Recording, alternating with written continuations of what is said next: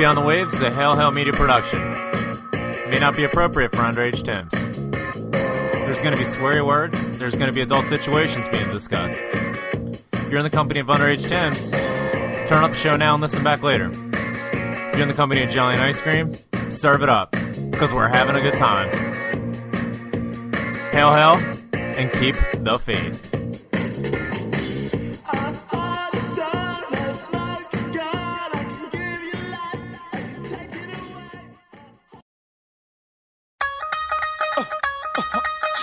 In the building, Khalid, Ramel, Terrell in the house. Yes. Live from United States, Brooklyn, New York, it's your boy, Young. The nephews is in the house. As soon as the beat drop, we got the streets locked overseas. A Punjabi MC in the rock. I came to see the mommies in the spot. On the count of three, drop your body like it's hot. 1, Young, 2, you, 1, 2, 3, Young Hoser, snake charmer. Move your body like a snake, mama. Make me wanna put the snake on ya. I'm on my 8th summer, still hot. Young's the 8th wonder. All I do is get bread, yeah. I take wonder. I take one of your chicks straight from under your armpit. The black Brad Pitt. I'm act till 6 in the AM. All day I'm P-I-M-P. I am simply attached to the track like simply. It's simply good. Young Hope, infinitely hood. OC and you don't stop. Kuja BMC and you don't stop. Nigga NYC and we don't stop. It's the rock. It's the rock. ROC and we don't stop. Kuja BMC and we don't stop. It's your boy Jay-Z and we don't stop. Nigga ROC and we won't stop.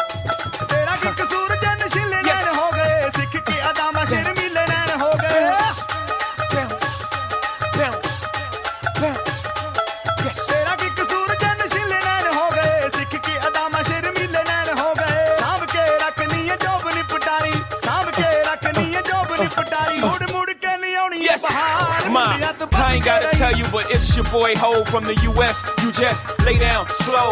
Catch your boy mingling England, meddling in the Netherlands, checking in daily under aliases. We rebellious, we back home, screaming leave Iraq alone. But all my soldiers in the field, I will wish you safe return. But only love kills war. When will they learn? It's international Ho. Been having a flow before Bin Laden got Manhattan to blow. Before Ronald Reagan got Manhattan to blow. Before I was cabinet there back and forth. Bro, we had it all day. Poppy in the hallway. Cop one on consignment to give you more, yay. Yeah, but that's another story. But for now, I'ma turn it around and let the boy play. J, OC and you don't stop.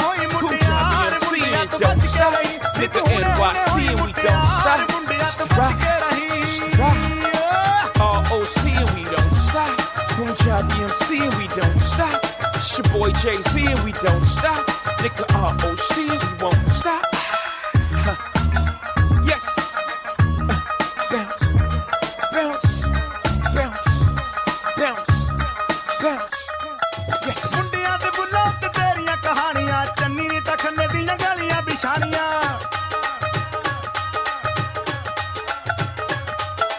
ਚੋਪਰਾਂ ਦੇ ਬੁੱਲਾਂ ਤੇ ਤੇਰੀਆਂ ਕਹਾਣੀਆਂ ਚੰਨੀ ਨੇ ਤਾਂ ਖੰਨੇ ਦੀਆਂ ਗਾਲੀਆਂ ਬਿਛਾਣੀਆਂ ਜੰਜੂਆ ਤਾਂ ਹੋਇਆ ਤੇਰੇ ਰੂਪ ਦਾ دیਵਾਨਾ ਜੰਜੂਆ ਤਾਂ ਹੋਇਆ ਤੇਰੇ ਰੂਪ ਦਾ دیਵਾਨਾ ਚੱਲ ਸਕਿਆ ਨਾ ਹੁਸਨ ਦਾ ਬਾਹਰ ਮੁੰਡਿਆਂ ਤੋਂ ਬਚ ਕੇ ਰਹੀ ਨੀ ਤੂੰ ਹੁਣੇ ਹੁਣੇ ਹੋਈ ਮੁਟਿਆਰ ਮੁੰਡਿਆਂ ਤੋਂ ਬਚ ਕੇ ਰਹੀ ਨੀ ਤੂੰ ਹੁਣੇ ਹੁਣੇ ਹੋਈ ਮੁਟਿਆਰ ਮੁੰਡਿਆਂ ਤੋਂ ਬਚ ਕੇ ਰਹੀ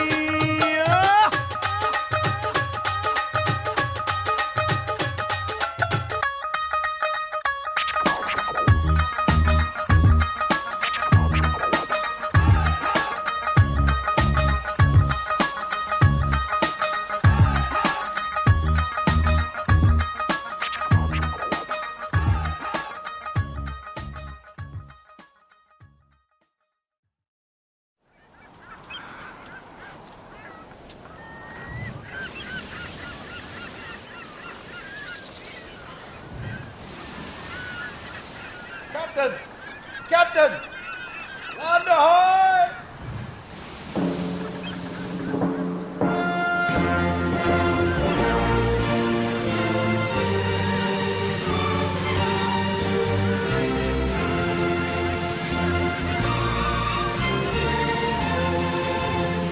Listen, do you want to chat about Celtic after the game and avoid the usual Scottish hacks? Then tune into the Beyond the Waves Celtic show on the Hail Hail Media channel. I'm telling you, Graham, the Rev, the coach, they're there after every game to take your calls and talk you down from the ledge if need be. The guys are live after every single match, and you can catch them at www.spreaker.com and then just search for Hail Hail Media. So if you'd like some Celtic discussion that'll make you feel a bit Yankee Doodle Dandy, tune into Beyond the Waves radio show. Yankee Doodle. The others fear when they hear us cheer as we sing the Celtic song.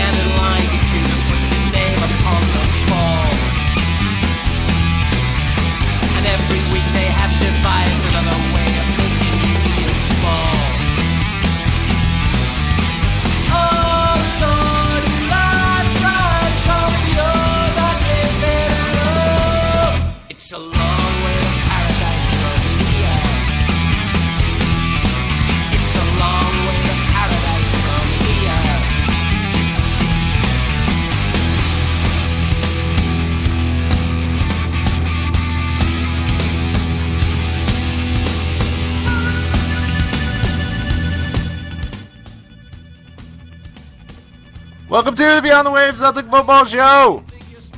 On this 18th of August, 2012, my name is Graham Wilson, and we have a great show today for you. We're going to wrap up the tie against Ross County all the way up in Dingwall.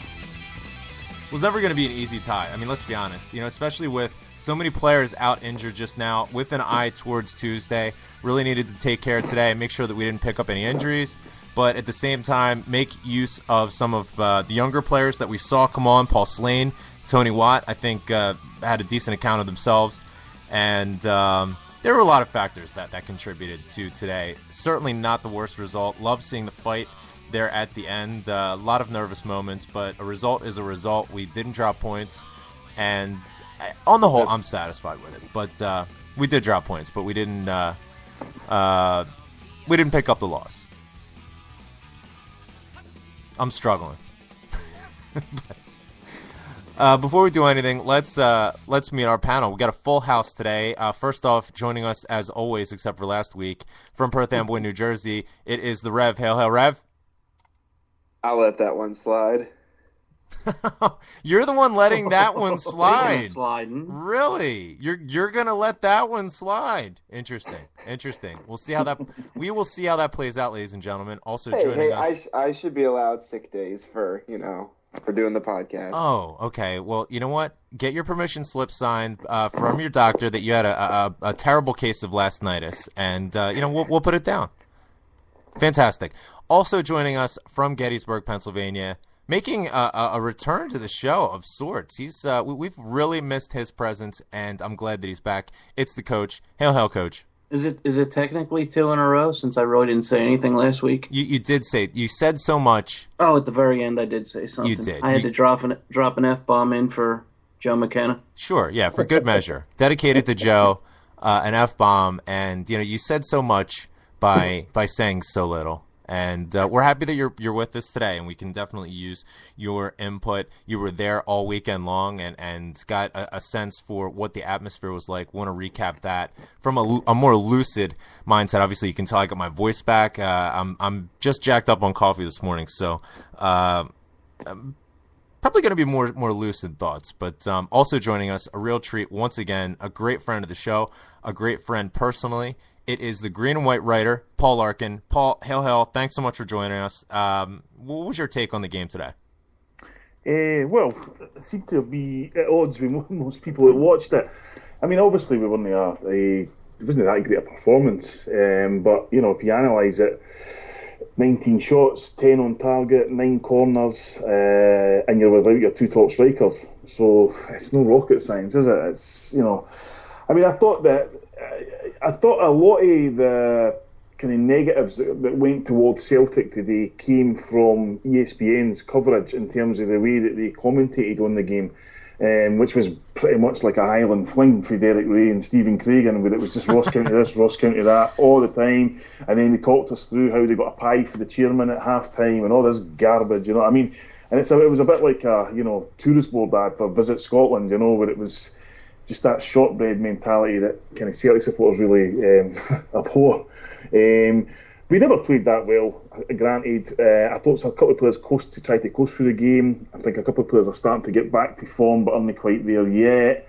But in terms of the actual, certainly for some of the players, it wasn't a performance acceptable for a Celtic player. And I think that's probably the one thing that Neil Lennon as a manager has to look at and say, we need 11 winners on the park. You can't have guys that go up and accept draws and all that, especially at places like Ross County. But in terms of the circumstance, I thought we never gave up. And I actually thought, I don't know what you thought, but I actually thought that the undoing of Ross County was when the guy handled the ball right at the end and the referee never gave a free kick. Yeah, exactly. Because I thought that they switched off for a split second, expecting, it was obviously he basically caught the ball. So they switched off for a split second, and that allowed Watt to get in behind the fullback. And you know yourself, if you get a ball out there at that time, you hit a decent enough strike, it's going to go across the goal, or 9 times out of 10 the goalie's going to spill it, and that's how we got the goal. So disappointed with the performance, sort of reasonably pleased with the draw in the circumstances, but certainly no panicking yet. I agree completely. A draw is an acceptable result.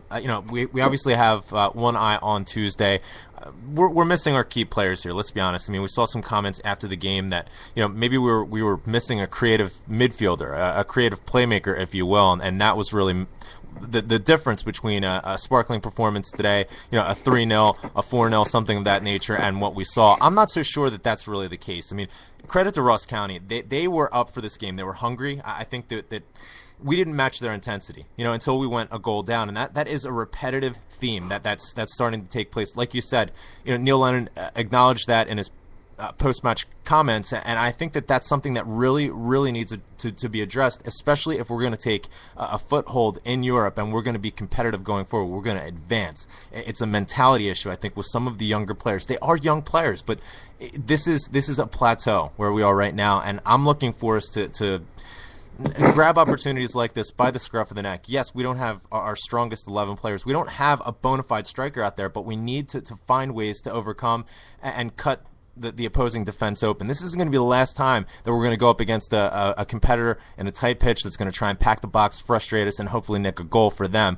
I thought it was some clumsy defending on the part of Lustig that set up their goal, where you just saw repetitive instances from Michael Lustig at a more centrally center half role in the back 3 there, where he was getting beaten for pace and had to find some way to recover. Unfortunately, in that situation, it was a clumsy tackle that gave them a free kick just outside the box. And credit to Britain, where where he located it, it was always going to be tough for Forster.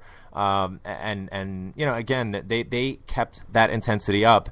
We just decided that we were going to turn it on when that finally took place. That's something that definitely needs to be addressed. With regard to the defense, I think Victor Wanyama definitely did not have his best game in a Celtic shirt. I think that It's an evolution for him. I mean, I personally, I think he's more of a midfielder than a center half. Yes, he can come in, he can do a job at center half in a pinch, but I feel that his best utility is going to be sitting there and protecting the central two defenders. What we saw today, though, typically when we've seen three at the back, Victor's been a part of that back three. Today, he was holding just in front of them. I don't know if that played a part but there were several circumstances where it seemed as though there was a lack of communication from Victor Wanyama back to the back three there, where it was almost like they were sitting back waiting for him to go and attack balls, and he wouldn't attack them, and then that would open up space that would create opportunities. It was almost like there was just a bit out of sync. With that being said, his first touch let him down far too often as well. We can chalk that off. We can write it off as just a bad game. Every player has it, and it didn't cost us entirely too dearly. But it's worth commenting. He didn't have his best game. Ledley, Kayal, a lot of slack passing there. A lot of things probably are going into account. A lot of travel as of late, not just to Philadelphia, but also over to Finland, and now we're going to be traveling over to Sweden. So there may be a bit of fatigue there. It's a completely different formation. That's going to enter into it as well. I thought Commons was excellent. He worked his socks off the entire game. A lot of pressing high up the park, but one frailty, one chink in the armor, if you will, and we've known about this. We've highlighted it time and again, is Georgi Samaras playing up top by himself. I mean, unless we're going to play a pure counterattacking style, if we're going to have a lot of possession, he's not going to be effective, because back to goal, he doesn't have the sense to know when to peel off of defenders. Time and again, you see balls going through the air, and yes, he was getting repeated pushes in the back that weren't getting called by Craig Thompson. What a surprise. But time and again, balls sailing through the air, he wouldn't make an effort to go get it, and when there were balls coming through the middle, it just seemed as though he didn't have the instinct to time his run and to pick the ball up straight from there. He's a front-to-goal sort of player. He's not a striker. I mean, we cannot expect to have anything more than nicking a 1-0 when our lone striker scores a goal every 10 games. Last season, he scored 4 goals. So if we make bullets for him to fire, I don't have a lot of confidence that he's going to be able to finish. We saw a lot of that today, and I can't slag Sammy for that. He's being played out of position. I tweeted this. We could play Zaluska up there. He's in spite of the fact that he has played striker before, he does have some size. He's just not good enough in the air.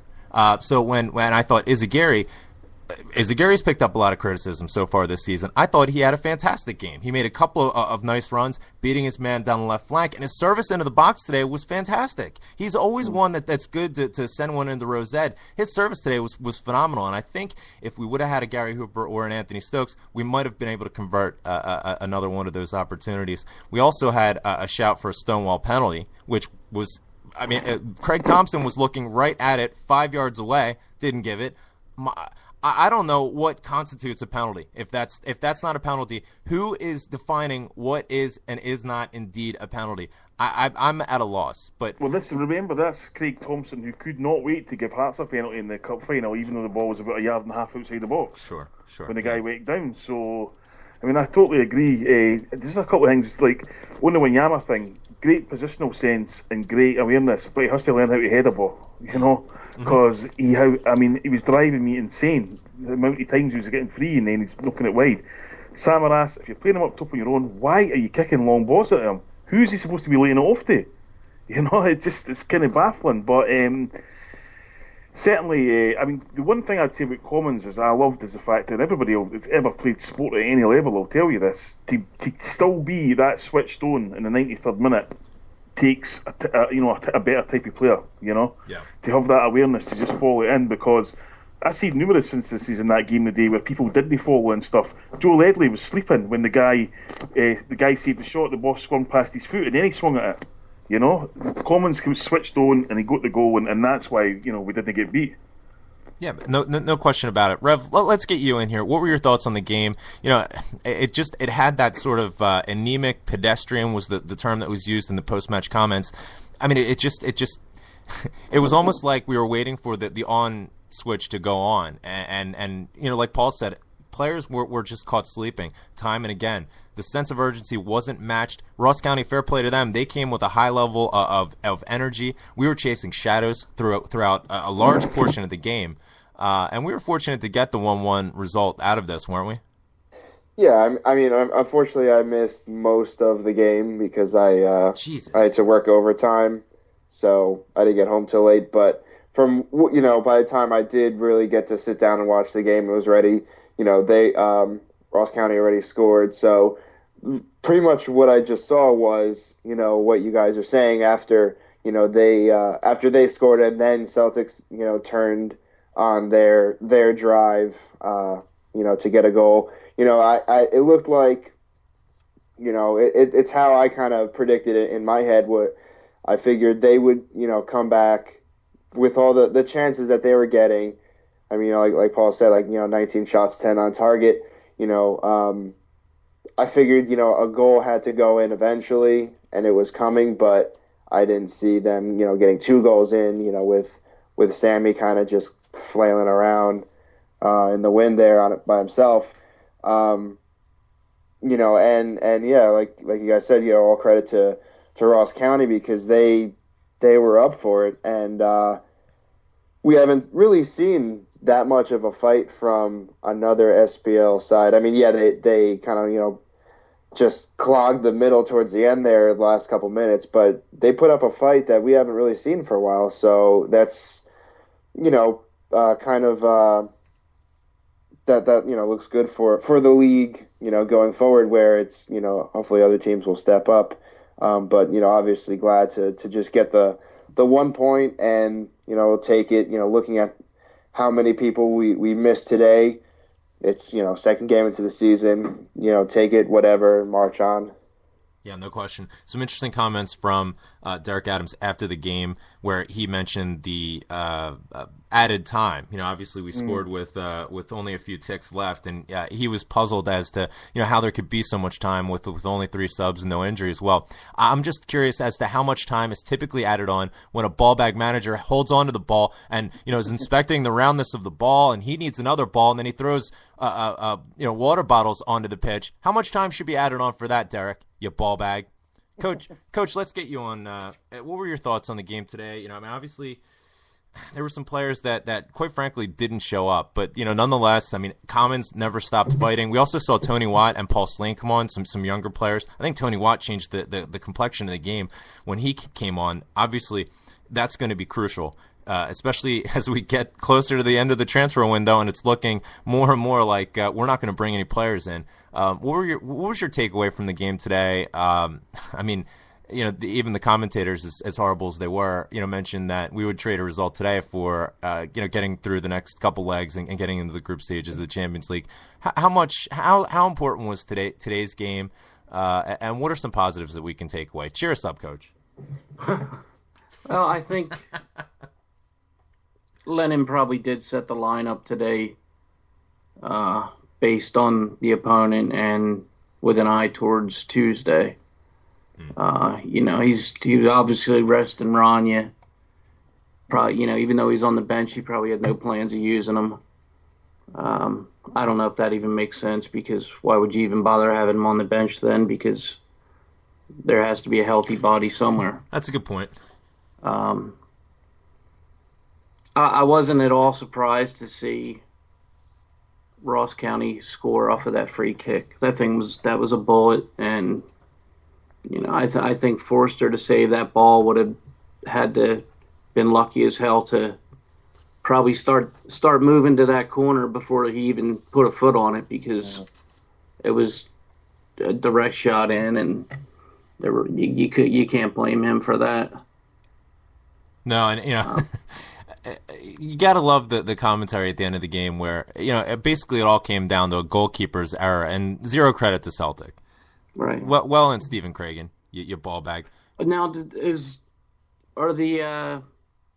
I think it is, but are the guys that are on Fox Sports Plus the same guys that are on ESPN? Yes. Over in Europe? Yes. Okay. They're just getting the ESPN feed. So right. What you probably noticed on the Fox Soccer Plus was, they would say, programming coming up at the towards the end of the day, right. And then you'd hear the mute button, because they were muting it because they're obviously Derek Ray is going to be punting what's going to be on the ESPN channels. Fox Soccer isn't going to have the programming on the ESPN channels. The other thing to notice is at halftime, instead of getting the analysis from Gordon Strachan, there's nothing but commercials for the entire 20 minutes, and that's just because I'm sure Gordon Strachan and the rest of the maniacs at ESPN are sitting in front of a giant booth, with ESPN plastered all over it, with an ESPN robot, shooting things over top of it or whatever the hell. I don't know if they have the same over-the-top production of sports over there than they do here. I can't imagine they did, but I thought it was interesting at the beginning of the broadcast, right when the game first started, they were talking about what a great atmosphere it was, and all of Ross County had to show up to pack the place. And I'm thinking, what the hell? Are you not listening to what you're hearing? It's not the Ross County fans that are making noise. Exactly. Yeah, that's Celtic fans that are making noise, singing constantly. Yeah, I don't think the. It's like, come on, throw us a bone, dude. I don't think the Ross County supporters sing "Bring Them Home." I just don't think that's in their. I don't think that's in their hymn sheet. Don't even start with that. And ironically, I'm sure that the panelists of the other inferior radio broadcasts that are over in Glasgow are definitely going to make mention of it and completely ignore the just vitriolic hymn sheet from the Nuco necrophiliacs, as I like to call them. But Paul, let me ask you this. I mean, I just referred to the fact that we're right up against it with regard to the transfer window. We haven't seen anything other than the Fraser Forster signing. There's all sorts of debate about what sort of player we should be going after at this point. A lot of comment after this game that we shouldn't go after a striker. We don't need a striker. We need a creative playmaker. I think there were plenty of bullets to be fired today. We just didn't have an accurate marksman. I think that if we had Gary Hooper or Anthony Stokes, we win this game easily, hands down. There were chances, and I've gotten some blowback in the chat room thus far about questioning whether or not Izzy had good service. I thought he did. I thought his service into the box was excellent. It was right where it needed to be, especially relative to what he usually brings. He's been getting a lot of stick lately, which I don't understand. Probably from the same people who were giving Chris Common stick last season. Now all of a sudden they love him. But that's just the fickle nature of some folks. But I mean, what's your take on that? Do we need would a creative playmaker have made a difference today? What about a striker? I mean, if we had a bona fide finisher in there, especially somebody that would be decent in the air, that would have taken care of this today, would it not? Well, we've got a playmaker. His name's Key, but we've got to do everything we can to sell him. So I think, it's just it was a striker that was needed today. I mean, my only real criticism in Neil Lennon's management style is the fact that he plays too many defensive-minded players. I've always said that. I think that's a trait he's learned from Gordon Strachan. Where he's kind of always thinking about, and I just don't think it's needed in the SPL. I can understand why he doesn't do it every week because, we're going to Europe, etc., etc., etc. Regarding signings, I think that if it's a given that he's kind of waiting to see which budget he's going to have in terms of Champions League or Europa League, and wants to go after Champions League type players, then I'm happy to go with that strategy. I mean, I don't think it makes good business sense to kind of be scrambling about, looking to buy players. Although the incentive then obviously is to go over on Tuesday, win 4-0 and get us in the Champions League right away and, go out and spend money. No question. But I think Jim spoke about it a couple of weeks ago where as far as I'm concerned, you get your players in on the 2nd of July when you go back for pre-season. Exactly. And you bed them in. And I just don't think it's worth... I don't think there's any short-term gain of saving a few quid in wages or whatever worth the long-term gain it could give the club in terms of planning and preparation. And finally, on the songs, I think people will be aware that the royal family are at Aberdeen and Balmoral and all that, looking after all full. So I can only assume the Queen was at the game and she was giving it the boys of the Royal Brigade today. Well, she does have an affinity, for the boys of the Old Brigade. I mean, after all, she did visit the memorial there in Dublin. So, I think that's a reasonable assumption. No question about it. All right, so 1-1, not the worst. We'll take a look towards Tuesday a bit later, but first let's just take a quick look back to last weekend.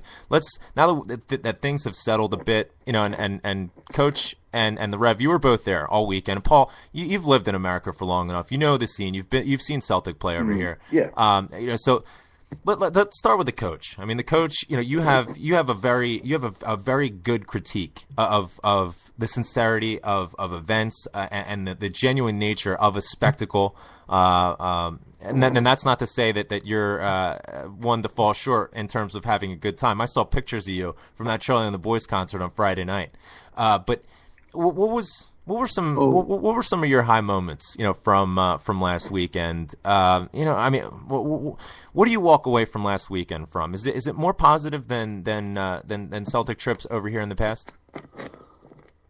This is the first time I've seen Celtic in the United States, so I don't really have anything to compare it to. But I mean, it was as pretty much everyone said leading up to the game. It's going to be more about the party than the game itself. Mm-hmm. And it really was. I mean, we met so many people, guys from Twitter, guys from other CSCs. Call them out. Who are some of the people that you met last week where, it was just interesting, just pick a couple people where you got Maynard from New Mexico and his wife. Mm-hmm. They were a blast. Yeah, definitely. Brought me the Pepto on Saturday morning. Gotta have the Pepto. That was awesome. Sean from out in Cleveland, his guys. Yeah, Cleveland boys were an absolute riot. I'm actually disappointed that I didn't get a chance to spend more time with them. But maybe we can put together a road trip out there because it's not far. No, not at all. I didn't get to meet the Mets boys. I don't know how I didn't run into them. Frankie and Nicky. Yeah, I saw. Apparently, them. they were in our conga. Yeah, I saw them. I met was your them. conga. I was on the other side of the freaking stadium. Fair enough. Yeah, he was with the prawn eaters. Had good pictures of you though. I met up with Frankie and Nick out in the parking lot, and they were absolutely fantastic. I told Frankie, Nick, and Chaz Duffy. I saw Chaz Duffy going through security. He had the babies in tow, and his wife. They're searching the diaper bag. I mean, welcome to America, the land of the free. Don't even get me started with that. But I told each of them. I said, now my mission is complete because Paul Larkin told me I need to come and find you guys and say hello. So I saw all three of them, and it was great to see. It was great to meet Frankie and Nick. We had a great discussion. A little friendly banter back and forth about the baseball and, just throwing out ideas, maybe doing a joint podcast here in the future about MLS and specifically the situation in New York, lots of developments there. But it was just great. I loved, the dynamic where, you meet people and it's like, oh, hello, I'm Graham. And then people would say, podcast? That was like the first reaction. But then you meet people and it's like, oh, hi, I'm such and such. And it's like, oh yeah, how you doing? And then they'd call out their Twitter name and it's like, oh, I know you, and then it was like just like a completely different vibe. Deco and Neil from up in Canada drove down together. Deco. I thought, Deco was just true to form. I mean, he's probably one of the funniest people I've ever met, and he's just one of the most genuine people. It was absolutely fantastic meeting him as well as Neil. We met Joe Chalmers from the Houston Emerald CSC. It was great. I wish I had more time to talk to him as well. There's so many people where I wish I could just sit down and spend more time, but there were so many people. But he gave us a couple of shirts, so I owe you guys the shirts, which I forgot to do with the other items that I passed along. Rev, give us your thoughts. I mean, obviously you spent much of it on the bathroom floor, either sitting on the toilet, hanging over the toilet. What were your thoughts from last weekend, though? The people that we met and just the general vibe, the general Celtic vibe. I mean, we're walking down the street. Everybody's wearing green and white hoops. People are walking by just going about their day and having no idea what the deal is. People yelling Celtic back and forth from across the street. Give us a sense for what the atmosphere was like. We just took over Philly. I mean, at least that part of Philly, the center city and I guess old Philly area. Just waking up in the morning, in the hotel, and you walk out, you open the door, and there's hoops everywhere. You just walking down the street, giving a nod or a hail to whoever you pass. Like you guys said, just meeting everybody. Although I had a little bit of a different experience because I had people coming up to me and just talking to me like I knew who they were, just without introduction, and saying like little inside jokes from here or there and stuff. And I'm just like, wait, what? And I felt like a jerk because I'm like, I didn't catch your name, and then there's like no names given, and then it's like, oh, okay, now I got you. But yeah, like Friday night was fantastic. Maybe a little too fantastic. I mean, that was, I think I said to you guys, but I'll, say for the rest of the show, like I just stumbled across Charlie and the Boys myself about 5 years ago, I think on YouTube, and then I'm like, oh, let me see if they ever, come stateside, and they played New York like literally the week before, like 5 days before. So, nice this timing. is the first time they've been back since. Yeah. So I went up, I talked to them for a few minutes, and probably made an ass out of myself. Well, I'm sure that's not the only time you made an ass out of yourself. Well, Don't feel bad. And then went back to Fido with Sean and the Cleveland guys. Hung out with them. They're great. Again, yeah, they let me crash in one of their rooms on the floor, and that was perfect because I don't know. They said I had the line of the weekend where Friday night, I'm waiting for them to leave and come out of Fido, and I'm just like, before we drive back to the hotel, and just calmly, I'm just like, give me 1 second, I'm going to go throw up in this alley, I'll be right back. And then went back, crashed in the hotel. Saturday, I'm just glad that I was able to make the game. I am too. Yeah, that was, the game was great as far as the party. I mean, again, I had no illusions that we were gonna, really, take it to Madrid. Although I would have obviously been glad if we did. But we had fun police over with our section. No, we couldn't stand. We had to be in our seats. No cursing. That was a bit of a bummer, but we made the best of it. And then after the game, I just kind of relaxed, hung out, came back out Friday and hung out with Deco and Seamus for a bit, a nice calmer day.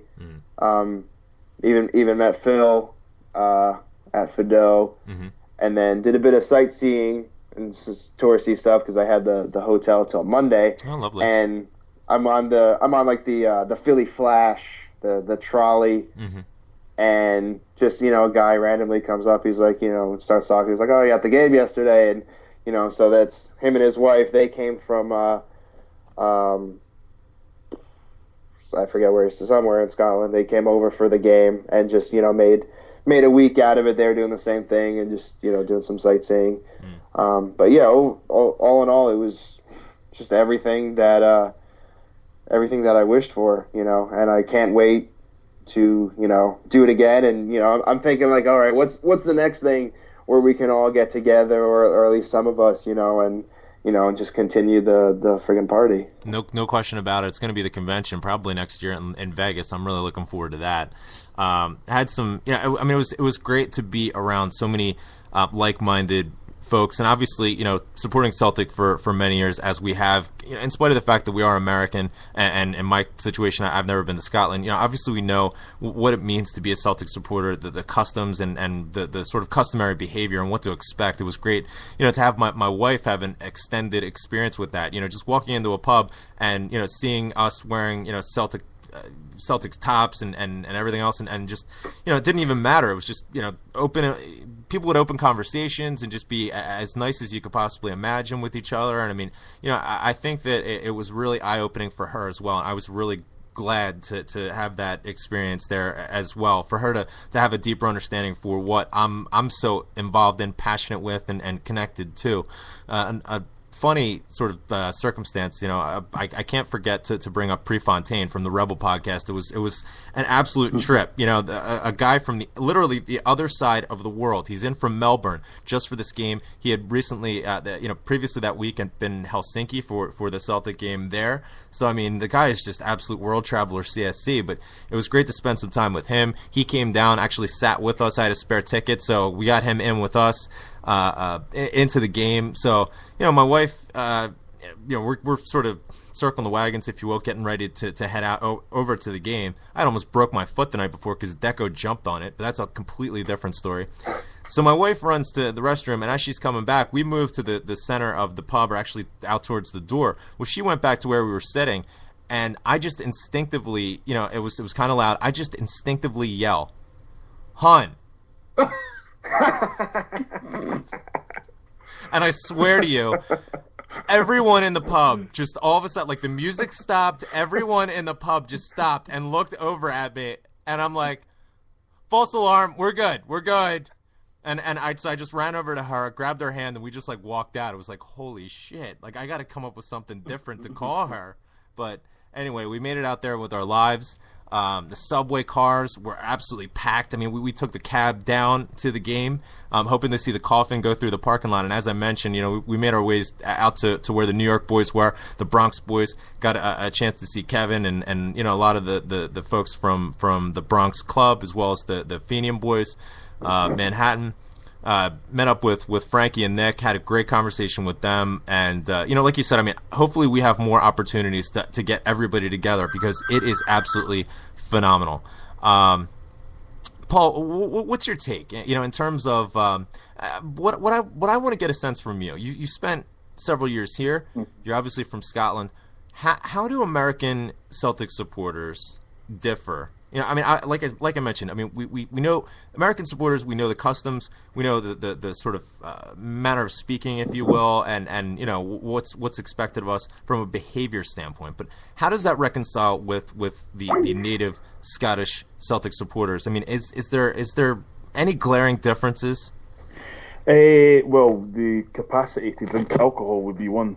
Very true.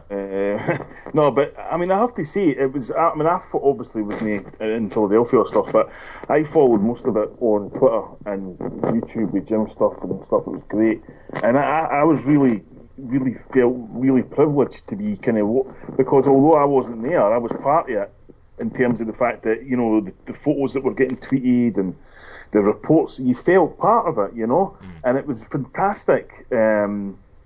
To see just the, because you see people you're doing the conga and all this kind of thing, you're like, oh yeah, we were doing that like 6 months ago.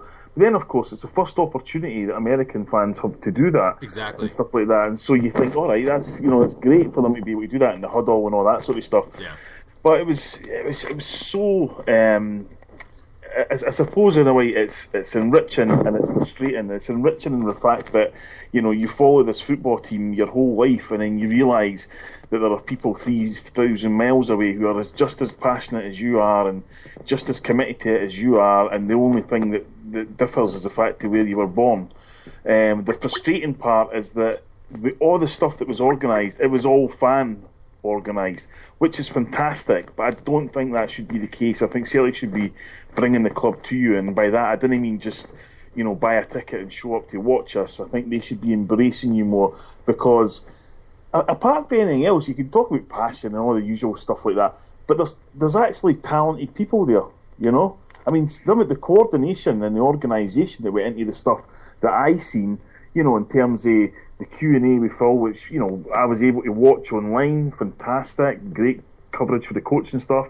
The Angora Moore memorial thing and all that kind of stuff, and and then the coffin and the funeral and just the tailgating and all that kind of thing. That's all fan orientated. Everything was run by fans, and so if your fans could effectively, in fact, did effectively do Celtic's job for them. Exactly. But and I know that they want to, and I think that you all deserve credit for that, because I've been in this situation that you were in last week, and it's kind of like you want everybody to have a great time, but that makes it even harder for you personally to have a great time, because you're just desperate for everybody to go away with the right impression of your city, the right impression of you, the right impression of what you do and stuff like that.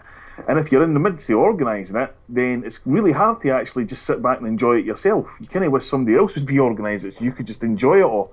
So, speaking for myself and speaking to the people that I know from Scotland and that, we were all really, really grateful and honoured by everything that went on in Philly for a supporter perspective, and all of you should take immense credit for that. Thank you. And I'll speak on behalf of many of the folks that were involved, and it's something that what you just described is something that I myself would never point out, but I will also not debate the fact that it what you said is 100% correct. It's a situation where it's a labor of love. We love the club, and we want to do everything possible to not only have the city where I was born, the city where I'm from, be portrayed in a positive light, but also for Celtic to be portrayed in a positive light to the North American support as well as the native Philadelphians, and try and welcome more people back into the fold. And as you mentioned, the club itself do us absolutely no favors whatsoever. And for those of you who are listening in to hear a Peter Lawwell rant, it's coming very soon.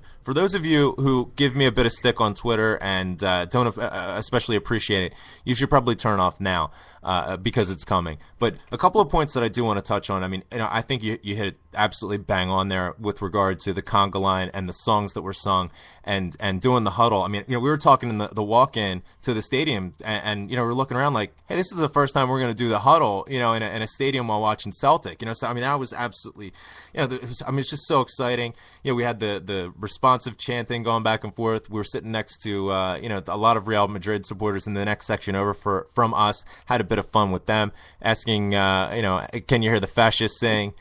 So I mean, it was just we all had a lovely time with it. The stewards in America are a bit heavy-handed, but nonetheless, at the end of the game, the steward, who was a complete prick in our section, did go out of his way to say, "You guys are just you're phenomenal." I mean, you just never stop singing.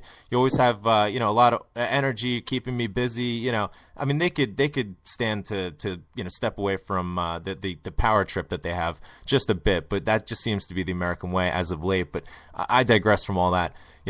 I think what summed it up really conclusively, we saw. I had a couple of tweets that I picked up, especially Monday morning, that just had me absolutely rolling on the floor. One was from Jamie from Canada, not the other Jamie, who mentioned, he's like, I'm kind of depressed this morning. I opened up the door and yelled Celtic, and nobody yelled back.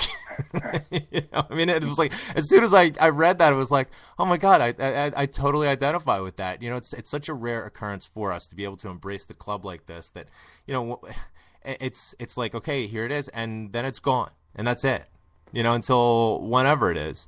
There were a couple good lines like that. I forget what the other ones I saw were, but they had me laughing. He said, like, he was on the bus, that morning, and put his arm around some guy and said, "Let's all do the huddle," and nothing. Just nothing back. I'll tell you, the one thing, if Celtic come back to Philadelphia, the one thing somebody has to organize is with the subway, because there was nearly a really nasty freaking accident coming out of the subway. The escalator was turned on, right? And at the top, to get out, they have the big kind of garage doors that roll up. And they also have the little turnstile with the kind of fingers that interleave as you go through it. Uh-huh. And the big door was down, and the only way to get out was through that turnstile.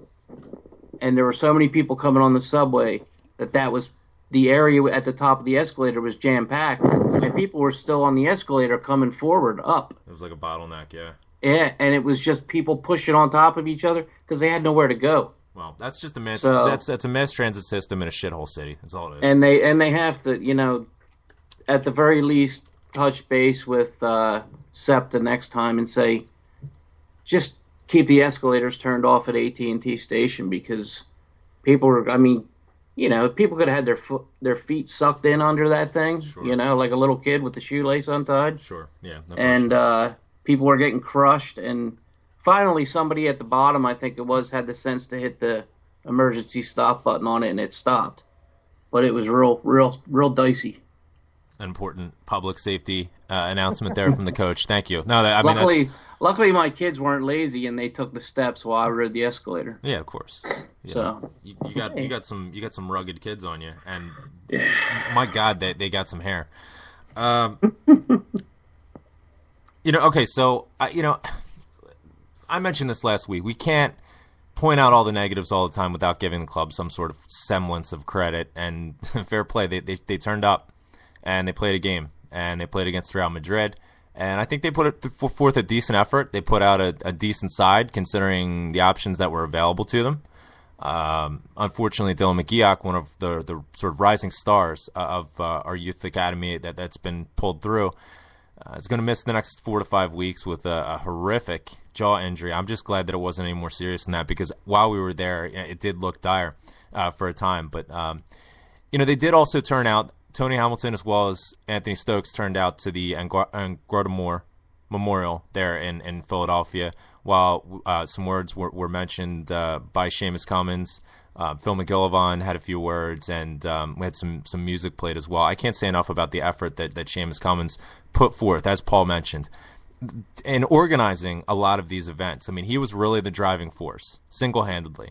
And not just in terms of organizing the events, but staying on Celtic, making sure that they were going to turn up, making sure that they were going to have a presence. I don't think that they would have even bothered with it had it not been for the determination and the diligence from Seamus, and he's just a credit to the Celtic support worldwide, but especially here in North America. So I can't sing his praises loudly or frequently enough. With that being said, the club promised, and they even tweeted this from the Celtic FC shop Twitter, that they were going to have merchandise.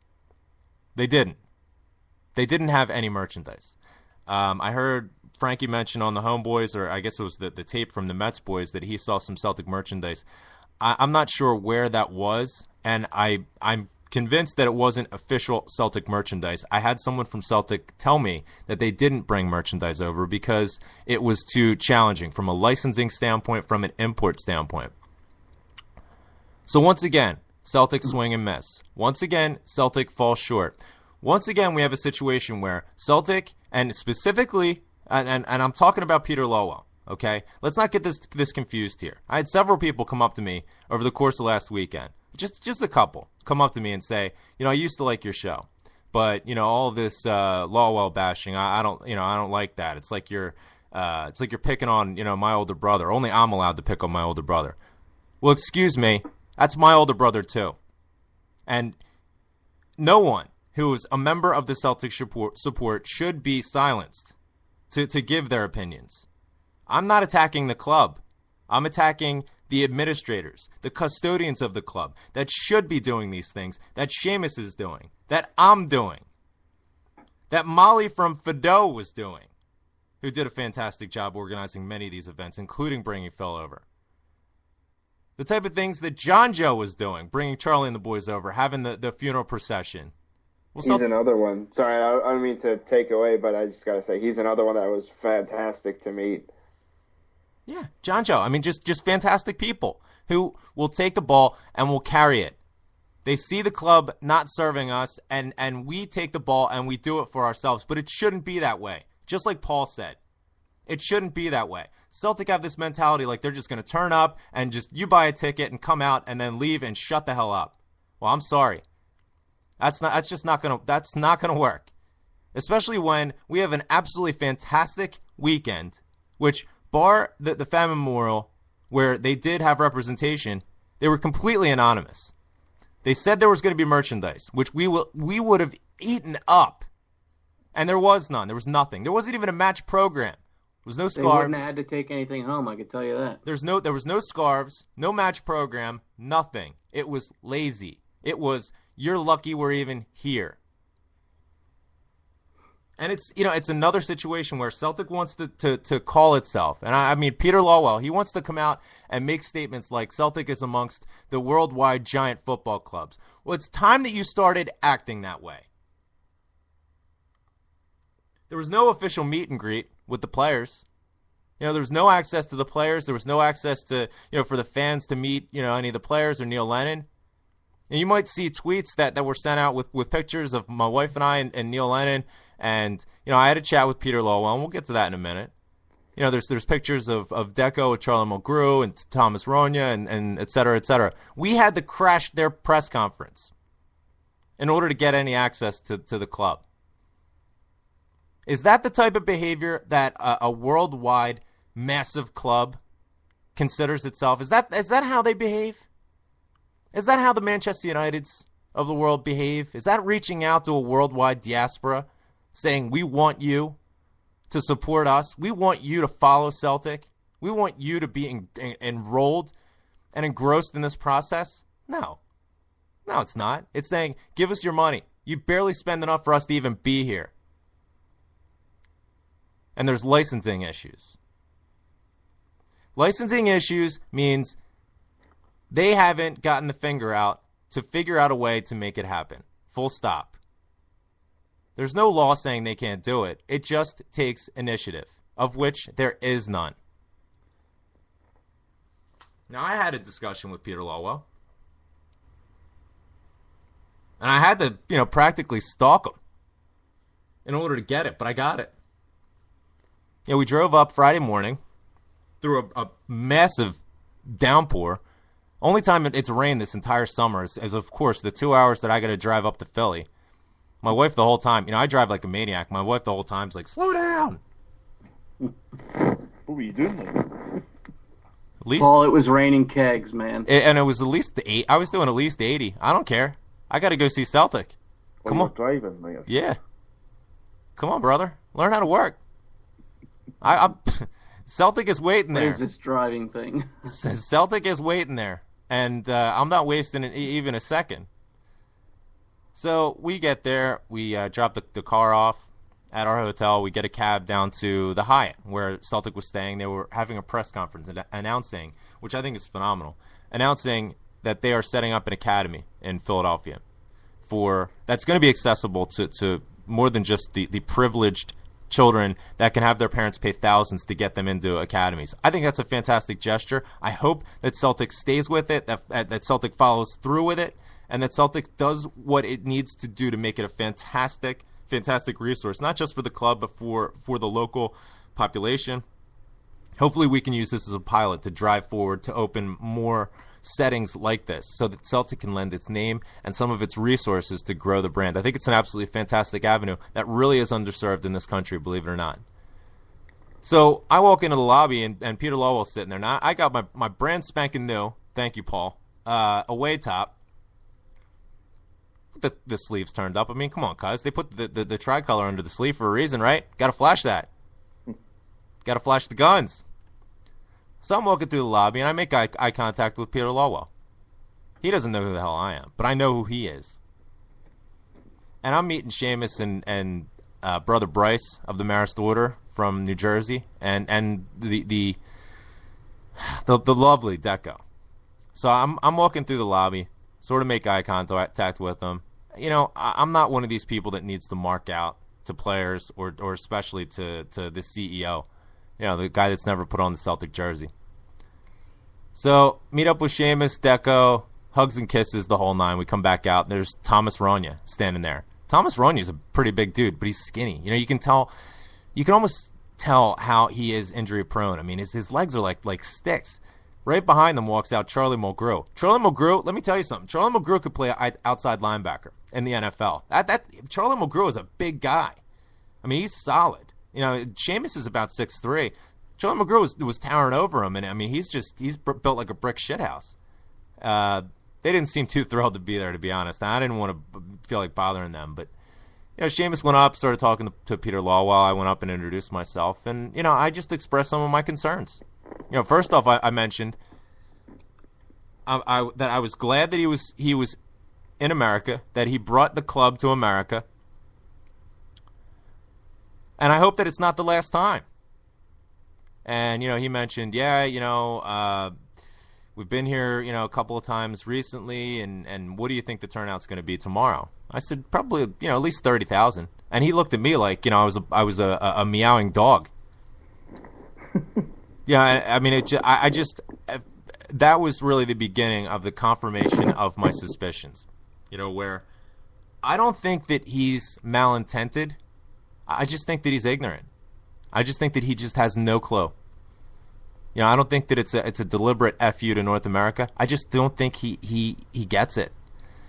We went on to talk about, and I voiced my approval with what they were doing with regard to the academy and the reasons why it was very necessary for something like this to be put forth for American kids coming up and developing talent, so on and so forth. Absolutely phenomenal.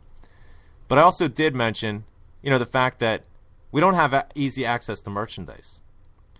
And, he mentioned a couple of partnership opportunities that the club may have in the U.S. that he's exploring now.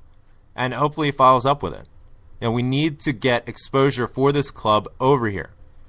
But we also need to make it easier for the supporters to support the club. And I put it to them in no uncertain terms. We are reaching our hand out to you, and we want you to reach your hand back. Let's make this a partnership. Help us. What you're going to see are thousands of people who took time out of work, who spent, in some cases, hundreds or maybe thousands of dollars just to be there for that weekend, to see the club. And I told them, and I looked them right in the eye, I said, if there's one thing that you leave from this weekend, it's that there's a vibrant and massive North American Celtic support that is worthy of your attention. So we'll see. He said, we need ideas like this, and, we have some commercial people, and et cetera. He took my phone number. He took my email address. I haven't heard from him. I'm not expecting to be honest. What other company do you have to beg to take your money? Well, see, that's just it. That's what makes this so infuriating. We desperately want to support the club. It's just that, when you have folks such as Peter Lawwell, who are making upwards of £800,000 a year for essentially doing the same thing, why bother? Why are you going to work harder and, still make money hand over fist? Where's the incentive? Where's the incentive? Well, if he's running the company for the shareholders and the board and all that, that should mean more money for them. So, what the hell? Who's going to turn down more money? Just that baby on that commercial. Everybody wants more money. My impression is that their opinion is the juice isn't worth the squeeze. That they don't want to pay import tariffs. They don't want to go through the effort. If you go through X amount of effort to get Y amount of response, it doesn't sound like good business. It's not good business, and it's the type of business that has become commensurate with the corporate way of doing things in this modern era, where everything is about short-term return, not long-term. Nobody sees things past the next quarter. Nobody sees things past the next annual statement. It's all about right here, right now. If we expound X amount of effort or resources into getting Y, there's never a consideration of, well, that could grow the fan base by Z amount 5 years from now. We could build a powerhouse of a brand where we could do this every year. And I think they should do it every year. You don't need to come over and go to Seattle and go to, Wyoming and go to Toronto and just pick a city, go there, and we'll all find you. If there's just going to be one trip over for one location, go there and we will find you if it needs to be like that. But do it. And bring merchandise. And make it easier for us over here to get the merchandise. But my understanding is the licensing agreement that Celtic has drawn up, which is completely shitty, which a lot of the business agreements that Celtic has drawn up are shitty, the television deal being foremost amongst them, is that they only get a tiny percentage of every kit that's sold. So if they bring merchandise over and they sell, let's just say for argument's sake, 1,000, and they only make a few quid off of it, was it worth a few thousand quid for all of the effort? Probably not. Just let them get it off the kit bag store. That way we don't have to do any work. If they want kits, they'll go to the kit bag, and we don't have to do anything for it. We don't need to make it easy for them. And it's short term, and it's taking advantage of the loyalty and the passion of the sport, and it's wrong. And anybody who wants to toe the line for Peter Lawwell and this administration and takes issue with it, don't listen. Don't listen to the show. Turn it off right now. Because I'm not going to stop. My expectations for this club and where it can go are not going to be reduced because Rangers or Strangers or Newco or whatever the hell isn't in the SPL anymore. You're not going to make that case to me that we need them and we need to cut our cloth and we have a reduced amount of resources at our disposal. Bullshit. Paul, let me ask you. I gotta get my hands around this. You find so many people who take issue with someone who has ambitions for the club and wants amazing things for the club, and they're common sense solutions that can be applied. But people take issue with it. The comment that was lobbied towards me. It's like you're bad mouthing my big brother or something. Is there a difference amongst the American mentality versus the Scottish mentality that I just listen, I don't want to call one right and the other one wrong. I just want to understand, because I don't get it. I don't get the rush to support Peter Lowell. The common thing is, well, he's worth $800,000 because he didn't look at what happened to the Huns. He didn't do what happened to the Huns. Really? He didn't drive the club into a ditch, so we should give him all our money?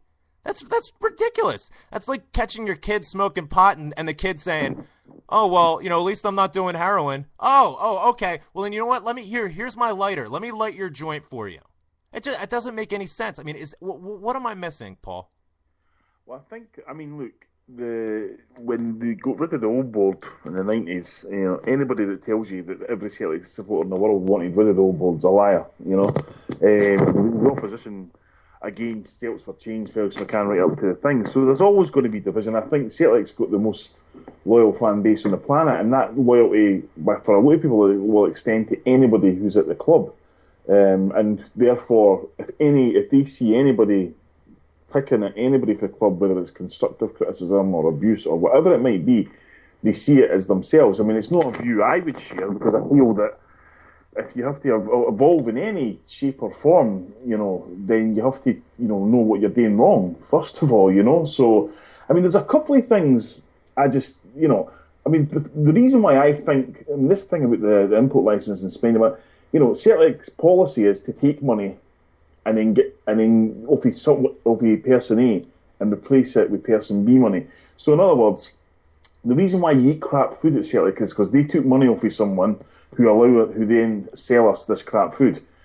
The reason why you have to pay £300 to travel to Helsingborg to get a ticket is because they took money from Thomas Cook, who then get it back for us.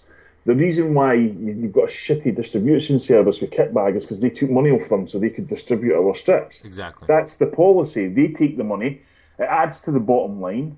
The shareholders get a dividend, and the Peter Lawwell's, gets his bonus and all that. And that is the club policy. That's the thing. But here's what I didn't understand, right? And I'll give you an example. You'll probably remember, about 2 weeks after 9/11, Celtic played Rangers at Ibrox. Right.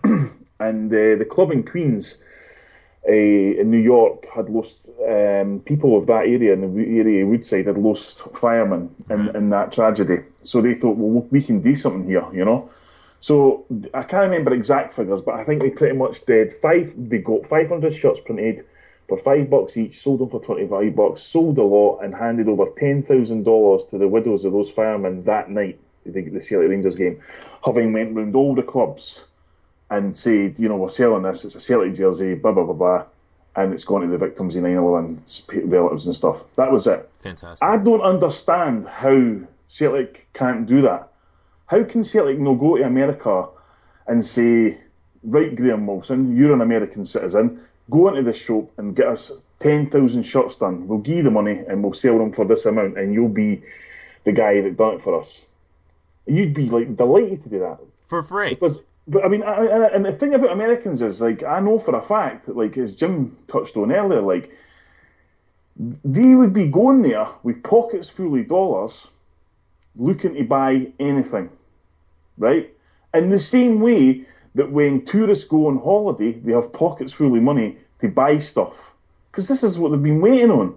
So to not have that on sale, it just baffles me, and I'd love somebody to actually be able to answer that. I would love to, because as far as I'm concerned, you're talking about being in the Hyatt and all that kind of thing. I've seen all the photos, and I've seen loads of employees for Celtic. I'd love to know what they were doing. What exactly were they doing? Because see the thing with Seamus and all the great work he done in Angora Memorial, I can imagine right now exactly the position Seamus was put in, where he would have been absolutely thankful, that one player turned up. Because that position would have been put to him as it's been put to me and anybody who's ever requested any players in their life is be thankful you're even getting him. Exactly. Right? Now, it wasn't me who said this. Jason Higgins on the Homeboys said this. The whole team should have been there. No question. I mean, Jesus Christ. Seamus Cummins has got a Maris brother from New Jersey to come down and do a blessing. Now, if anybody who's listening to this or works at Celtic or plays for Celtic doesn't know the importance of a Maris brother to Celtic, where the hell have you been? So why did it take a guy from Philly to do that, you know? The whole club should have been there, including Peter Lawwell and all the other Lawwells that were there and all the photos as well. They should have all been there. Because what the hell is the point in going? I just didn't understand. I mean, it doesn't matter how much money Peter Lawwell earns if he's doing the job properly. Exactly. The problem is, he is doing the job properly, but it's not a job that a lot of supporters want him to do. His money, his earnings are not linked to success on the park. They are linked to finances. And, you know, I agree, we've worked in the scenario, it started off with Leeds United and now it extends to Sevco, which is, well, if we, you know, financially mismanage the club, then we'll go like them. Yes, we will, but nobody's asking for that. Nobody's asking for the club to be financially mismanaged. Never once. The heartbeat that's coming out to everybody is, we just want to give you money. You know, and as coach says, why is that so damn hard? Why? I mean, you touched on the strips. I mean, you know, and the Rev knows how much the three of us went through to allow Celtic to buy you, allow you to buy strips from Celtic. That is mind-boggling. Pick any baseball club, any American football club, any hockey team, and I'll be able to buy any strips I want from them in the next 5 minutes. And at the very most away, it's probably 9-10 days. We basically had to blackmail Celtic to get those strips to you. And I just don't understand it. If the impression, and correct me if I'm wrong here, but the impression that I'm getting for your conversation with Peter Lawwell is that he was just like stuck in the headlights. Oh, exactly. There were a couple of situations, you know, and I don't want to reveal, you know, too much. I mean, it wasn't on the record, my conversation with him, you know, but I was standing next to Phil McGowan and Seamus, you know, when we were having this discussion, and there were a couple of things that he mentioned to me, and I was in shock. Like, I thought he was fucking with me, you know, some of the questions that he asked, and I looked at Phil and I looked at Seamus, and they were like, I just don't think he gets it.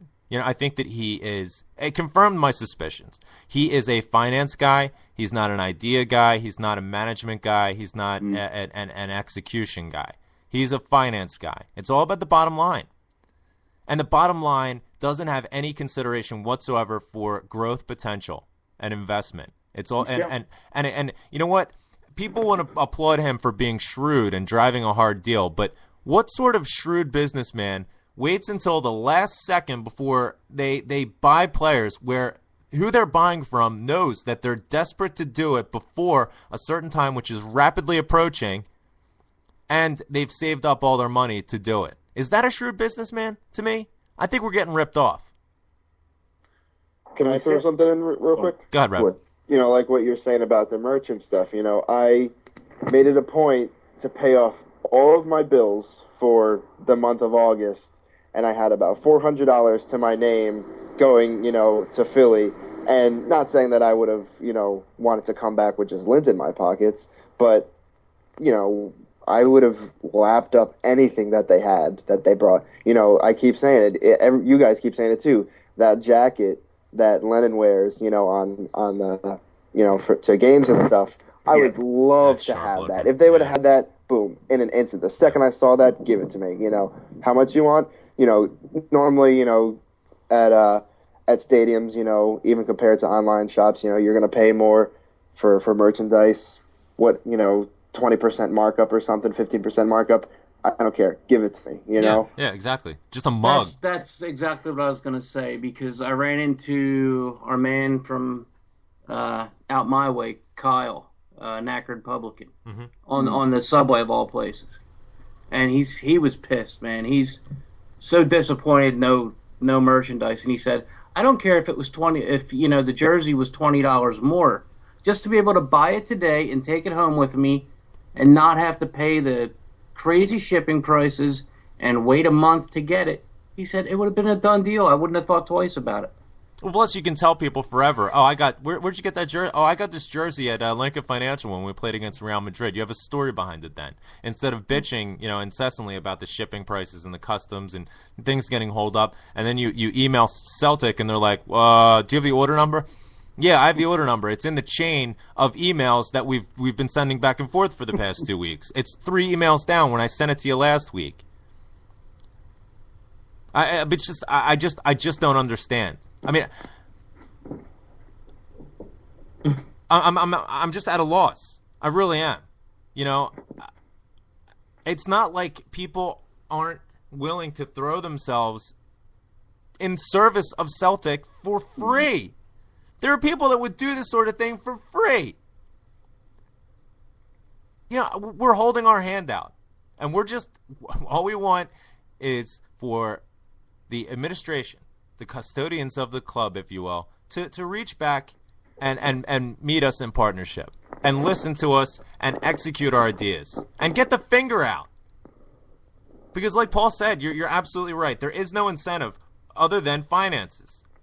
I think Joe made the from the Homeboy show. I think he made the comment of it's like Dermot Desmond's sort of dusty old toy. As long as it's not going to cost any more money.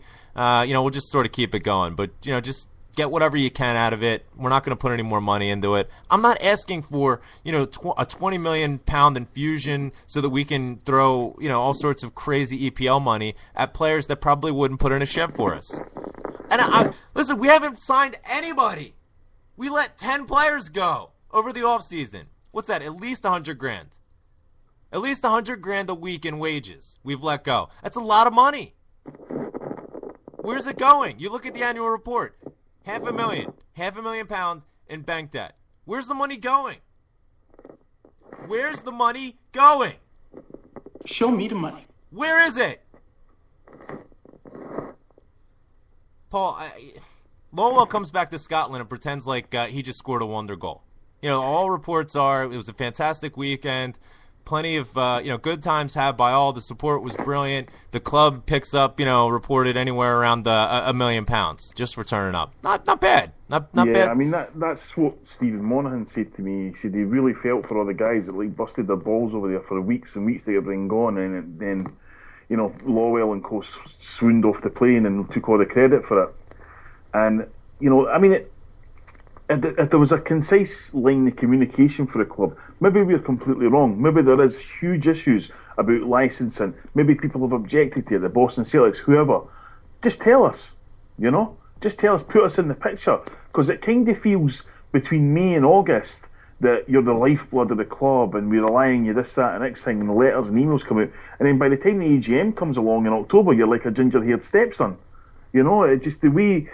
The kind of contempt. I used to go to every AGM and just was. Literally would have probably been dead now if I kept going through high blood pressure, because you sat there and just had total disdain for any question and stuff like that. To the point where when Peter Lawwell's bonus was the big issue at the time with the Celtic support, and a guy asked him about it, his response was, "That's a bogus question and it's not up for debate."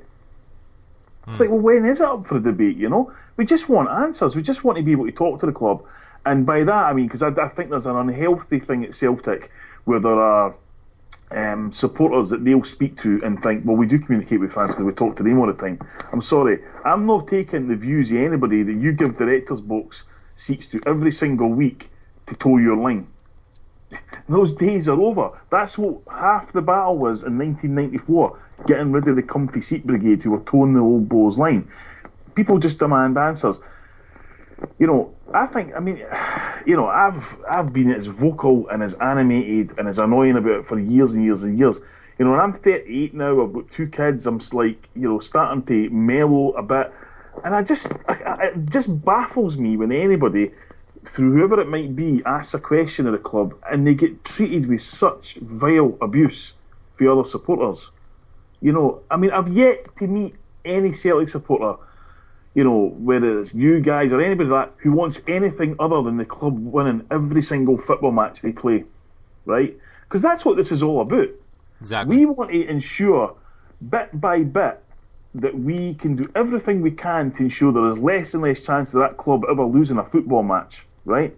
Now, we know that there are other teams that tried other ways of doing that, and we're not saying that at all. What we're just saying is, I mean, as you say, I've lived in America, I know the potential of Celtic out there, but it is being absolutely destroyed by the mentality of the club and the kind of haphazard way they go about things, and making it obvious that they'll certainly talk to certain supporters in America, but they'll couldn't care less about others and all that. That's embarrassing. It is embarrassing, you know, and they really have to, you know, they can't make excuses anymore. They cannot make excuses anymore. And it's the same in Australia as well, with the support down there and stuff. You know, if you want to expand the brand and that, right, you tried the Far East, it didn't work, you know. This is where your support is. Grow the brand there and treat them like adults, for Christ's sake, you know what I mean? I could literally, I mean, the thing I hate more than anything in my life is being negative about Celtic, because I just want to go out and talk about them, how great they are all the time. Exactly. But I will not sit like an idiot. I mean, you know, the homeboys on last Monday, Richard Swan came and made some fantastic points. And, you know, he tweeted an article about what Man City's doing to expand their brand, and they're doing it through social media and all that kind of thing. And, you know, we've got a bloody Twitter feed that tweets team lines and in jokes. You know, and I just think that even if you're not a big club, you give that impression. Christ, I mean, that's business. Yeah, it's entrepreneur spirit. You know, you've got to sort of...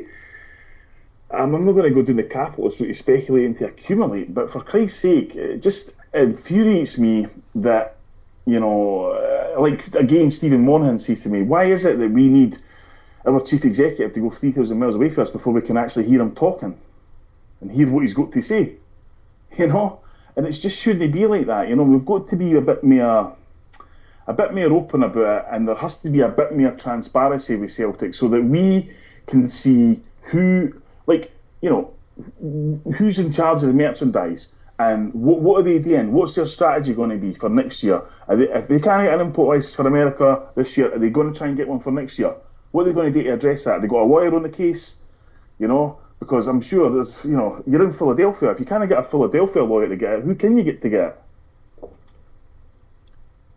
Yeah, several great points there. I'll tell you what, if I had or knew an importing company, I would get them on the phone with Celtic and say, what's it going to take to make us the, you know, licensed importer of Celtic merchandise for sale in the United States? If these idiots sell away their rights for as cheap as what I read in the chat room, or, you know, that is accurate. Then Christ, you wouldn't take long to retire on what, you know, they're willing to, for how little they're willing to sell the brand away for. Yeah, my understanding is, you know, there is an arrangement with Kitbag, so they're going to be doing the distribution here, you know, in the U.S., and they're getting about, you know, $1.50 per shirt. Jesus, for an $80 shirt? That's sold. And well, it was. I tell you another one. I don't know if the Rev or coaches are aware. This is a football shop, a soccer shop in a place called Union, New Jersey. And a guy had Celtic gear all the time, and I asked him how he got it, and he said he bought it direct from Nike in Indonesia. I said, well, why did you do that? He said, well, I approached Celtic and they refused to sell him it. Mm-hmm. And like I'm sure you all are thinking, why? And he said, I don't know, but I went to Nike, I went to Indonesian, I got a deal going, and they supply me X amount of tops for X amount of money, and it works out perfectly. They refused to sell them the jerseys. I just, you know. Okay, and that brings up a bigger question. Why isn't Nike themselves stocking their stores with Celtic merchandise? Because the deal's crap, and they couldn't care less. I mean, it boils down to the deal was made. But if they're sending product to their stores all over the country anyway, throw a couple boxes of Celtic shit in there and watch it fly off the shelves. Well, anybody will tell you. Chaz Duffy will tell you. The night town in New York, put 200 Celtic shirts in there on Monday. I'll guarantee there'll not be one left on Tuesday. Gone. That happened. There was a time in 2008 where the gold away strip came out here about maybe. Sorry, it came out in America maybe 6 weeks before it did in Scotland. Word went out. I went down to night time, maybe 2:30 in the afternoon, and the guy said every single one of them's gone. And I said, well, when are you getting any more in? He said, we weren't even expected to sell those, so I don't know when there's going to be any more in. I know that the North American Federation have said, why not have a strip launch at a Vegas convention? And they say, well, because of this, that, and next thing, all these legal reasons, that kind of thing. And they say, well, tell Nike that the guy for Timland on the Gallagate makes about $90,000-$100,000 every time he comes over here with merchandise. That's a guy for the Gallagate in Glasgow who's got one shop that can earn $100,000 for the merchandise he sells in a week. He had a table set up in the Holiday Inn in Philadelphia. There you go. Now, how can he do it? I just want to, CLA just need to answer the questions. Because he has the initiative to do so, and it means more to him to pick up $100,000 by his putting out that effort than Celtic does the calculations and says, well, we'll have to invest, we'll have to take some employee off of whatever they're doing and put them on this, and that's going to take resources, and $100,000 here or there, they'll just get it themselves from Kitbag anyway. So we'll wind up not having to invest our own resources, and they'll spend the $100,000 eventually anyway. When the actual reality is they won't. But that's the short-sightedness of Celtic. It goes in line with the upfront, short-term nature of these shitty deals. Give me 10 million quid up front, Nike, and then you can only pay me £1.50 for every shirt that you sell thereafter. Oh, well, Celtic, we need 10 million right now, so we'll take the 10 million and we'll take the shitty deal on the back end. That's what happened. I witnessed a guy called David McNally, who was a complete and utter charlatan, English guy. He was a brand manager for Celtic in Vegas, and he was to come over and that kind of thing, and then he was spoken to, he said, well, when do you want to do your speech and stuff? And he, speech? What are you talking about? Are you not going to speak to people? Oh, I thought I'd just mingle, all right, fine. So first couple of guys got up to him, gave him his ideas, and they were like, are you going to remember this? Oh, no, don't worry about it. He picks up a Las Vegas betting slip and starts writing it down. And I just think, it was just so amateur. It was frightening. I was at a game in Cleveland in 2004, which was arranged at the last minute because the previous venue had been changed. Mm-hmm. 25,000 sales supporters turned up to see us beat Boca Juniors. Mm-hmm. Absolutely guaranteed 2 truckloads of merchandise will be in there. Tam Donnelly was ready to kill people that night because he searched that entire place in Cleveland. There was none. Zero. And then it was the same guy, David, we had this issue, we had that issue. And it's like they say in Glengarry Glen Ross when Alec Baldwin makes that speech and he says, they're just sitting out there waiting to give you their money. What you got to do to take it? And they just didn't seem to be, didn't want it for whatever reason. Because they feel like it's coming anyway, so why should they exert themselves? Why should they do anything to take care of the support? There isn't an initiative to take care of the support. And quite frankly, I question the passion amongst many of those sitting in their ivory towers at Celtic Park in charge of many of these things. I find it impossible to grasp how people who are genuine, passionate, in their blood, Celtic supporters, would not want to take care of fellow Celtic supporters. That would look towards a balance sheet over taking care of Celtic supporters. So I think it's reasonable. It's reasonable to suspect that there's some folks that are there. I mean, that just don't get it.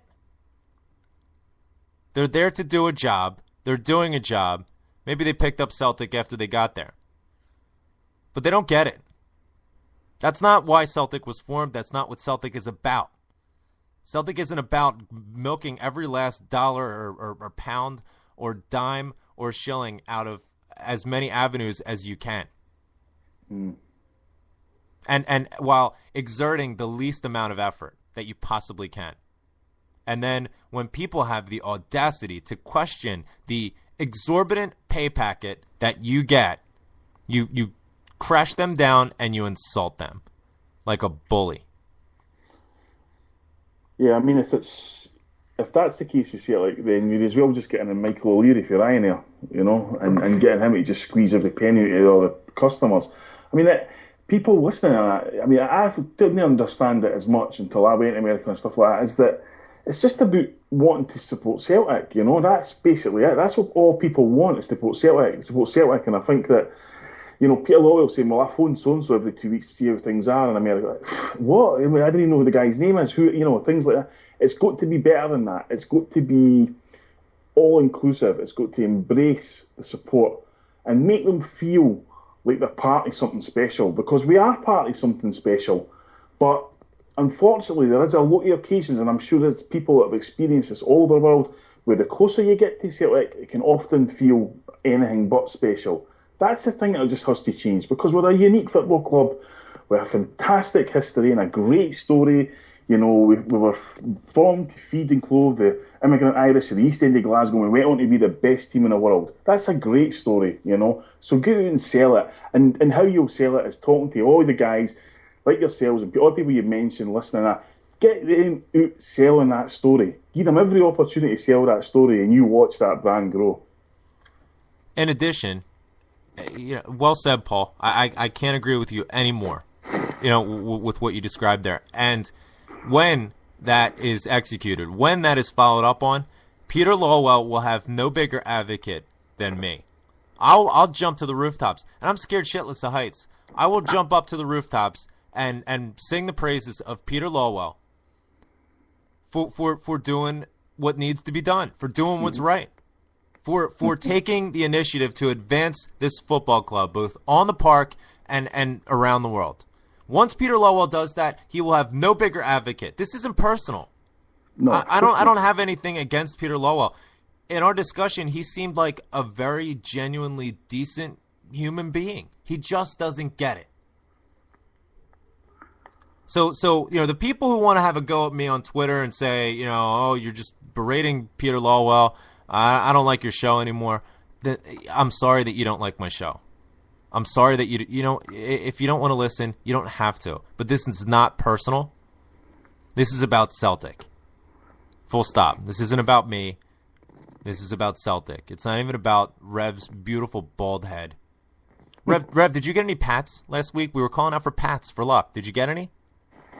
No, actually, I don't think I did. I'm kind of disappointed now that you brought it up. I'm disappointed because you don't remember, because I patted your head. Did you? You did more than pat his head, Chief. Oh, Did I lick it?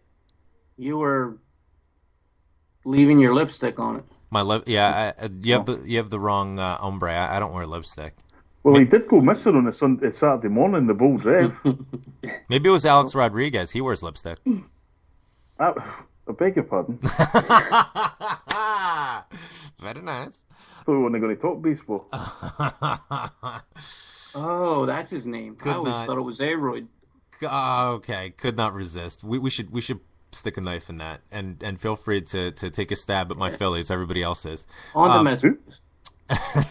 I just want to point out a couple of people. We already pointed them out, but just for special mention, Seamus Cummins and everything that he did to make last weekend what it was. I mean, there was really nobody else that had their hand in making last weekend so phenomenal. So if you're listening to this, please find him at Seamus Cummins or at iCeltic on Twitter. Send him a note and just say thank you. Because, it's just the amount of work that he did and the amount of anxiety and worry and follow through and effort that he put through to make last weekend what it was absolutely colossal. So send him a thank you if you haven't already done so. Also want to thank Molly Coulter from Fido for facilitating the visit from Phil.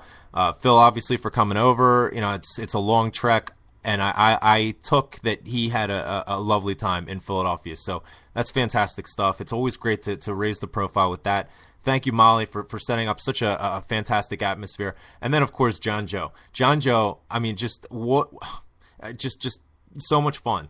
They're at Plow and the Stars, Second and Chestnut in Philadelphia, setting up Charlie and the boys, getting them over, facilitating the funeral, carrying the coffin. He was everywhere, and it was just fantastic to see.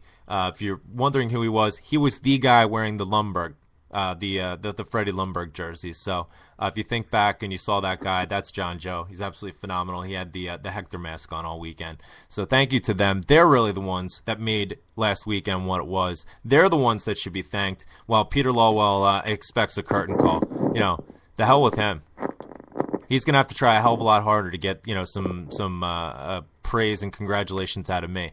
Because I know exactly who it was that made last weekend what it was. So anyway, let's move on. Paul, thank you for joining us today. I mean, it's always great to talk to you, get your thoughts and your perspective. You're coming out with a new work here shortly. By any means necessary. A journey with Celtic band pods. Tell me and tell the listeners in America. I think we have a general sense for what a band pod is, but just what is a band pod, and how do American band pods differ from Scottish band pods? And in addition to our lack of alcohol tolerance. Your thoughts? Well, I mean, obviously it's a kind of double meaning in regard to this book. It's obviously the internet band pod meaning. Which I would suggest an internet bandpot is someone who makes the mainstream media in Scotland look really stupid. So that would be an internet bandpot. A bandpot in Scotland is effectively, if Rev stayed here, he would be a bit of a bandpot. It's a kind of like, it's not something you could really take offence with, although I'm sure somebody will somewhere, obviously. But it's a kind of like, if you were in America and you said something like, "Oh, that guy's, he's out of his tree. He's nuts. He's crazy." People would know you meant it in a good way. Mm-hmm. But also it can be something that maybe somebody who's maybe not the sort of brightest person, perhaps, or something like that. So it's a predominantly Scottish word that's kind of always. Kind of floated around the kind of ether for years and years and years, and it relates to this book because this book is kind of a bit about the rise of the internet bandpots within the Celtic fraternity and all that kind of thing. And the other thing is it details my own, because it's about the last 4 years, mm-hmm. my own kind of struggles with mental health issues that I had between about 2008 and 2010. Mm-hmm. So, I was a bandpot and then another bandpot, and then that's kind of why I put it in the title. I get a certain sense of appreciation for that, because I can identify. I mean, on both ends. Yeah. I mean, and like you said, I mean, this is a very personal look at your time in America when the internet bandpot revolution or era really took hold, and it's a time when many of your own experiences they mirrored a lot of what was happening at Paradise, didn't they? Yeah, I mean, it's look. This is the thing about this book is that it kind of charts the last 4 years in my life, like June 2008 up until May 2012. And it just so happened that what also happened in that time, obviously, was that there was a rise of new media, social media, and a kind of changing mindset of the Celtic support.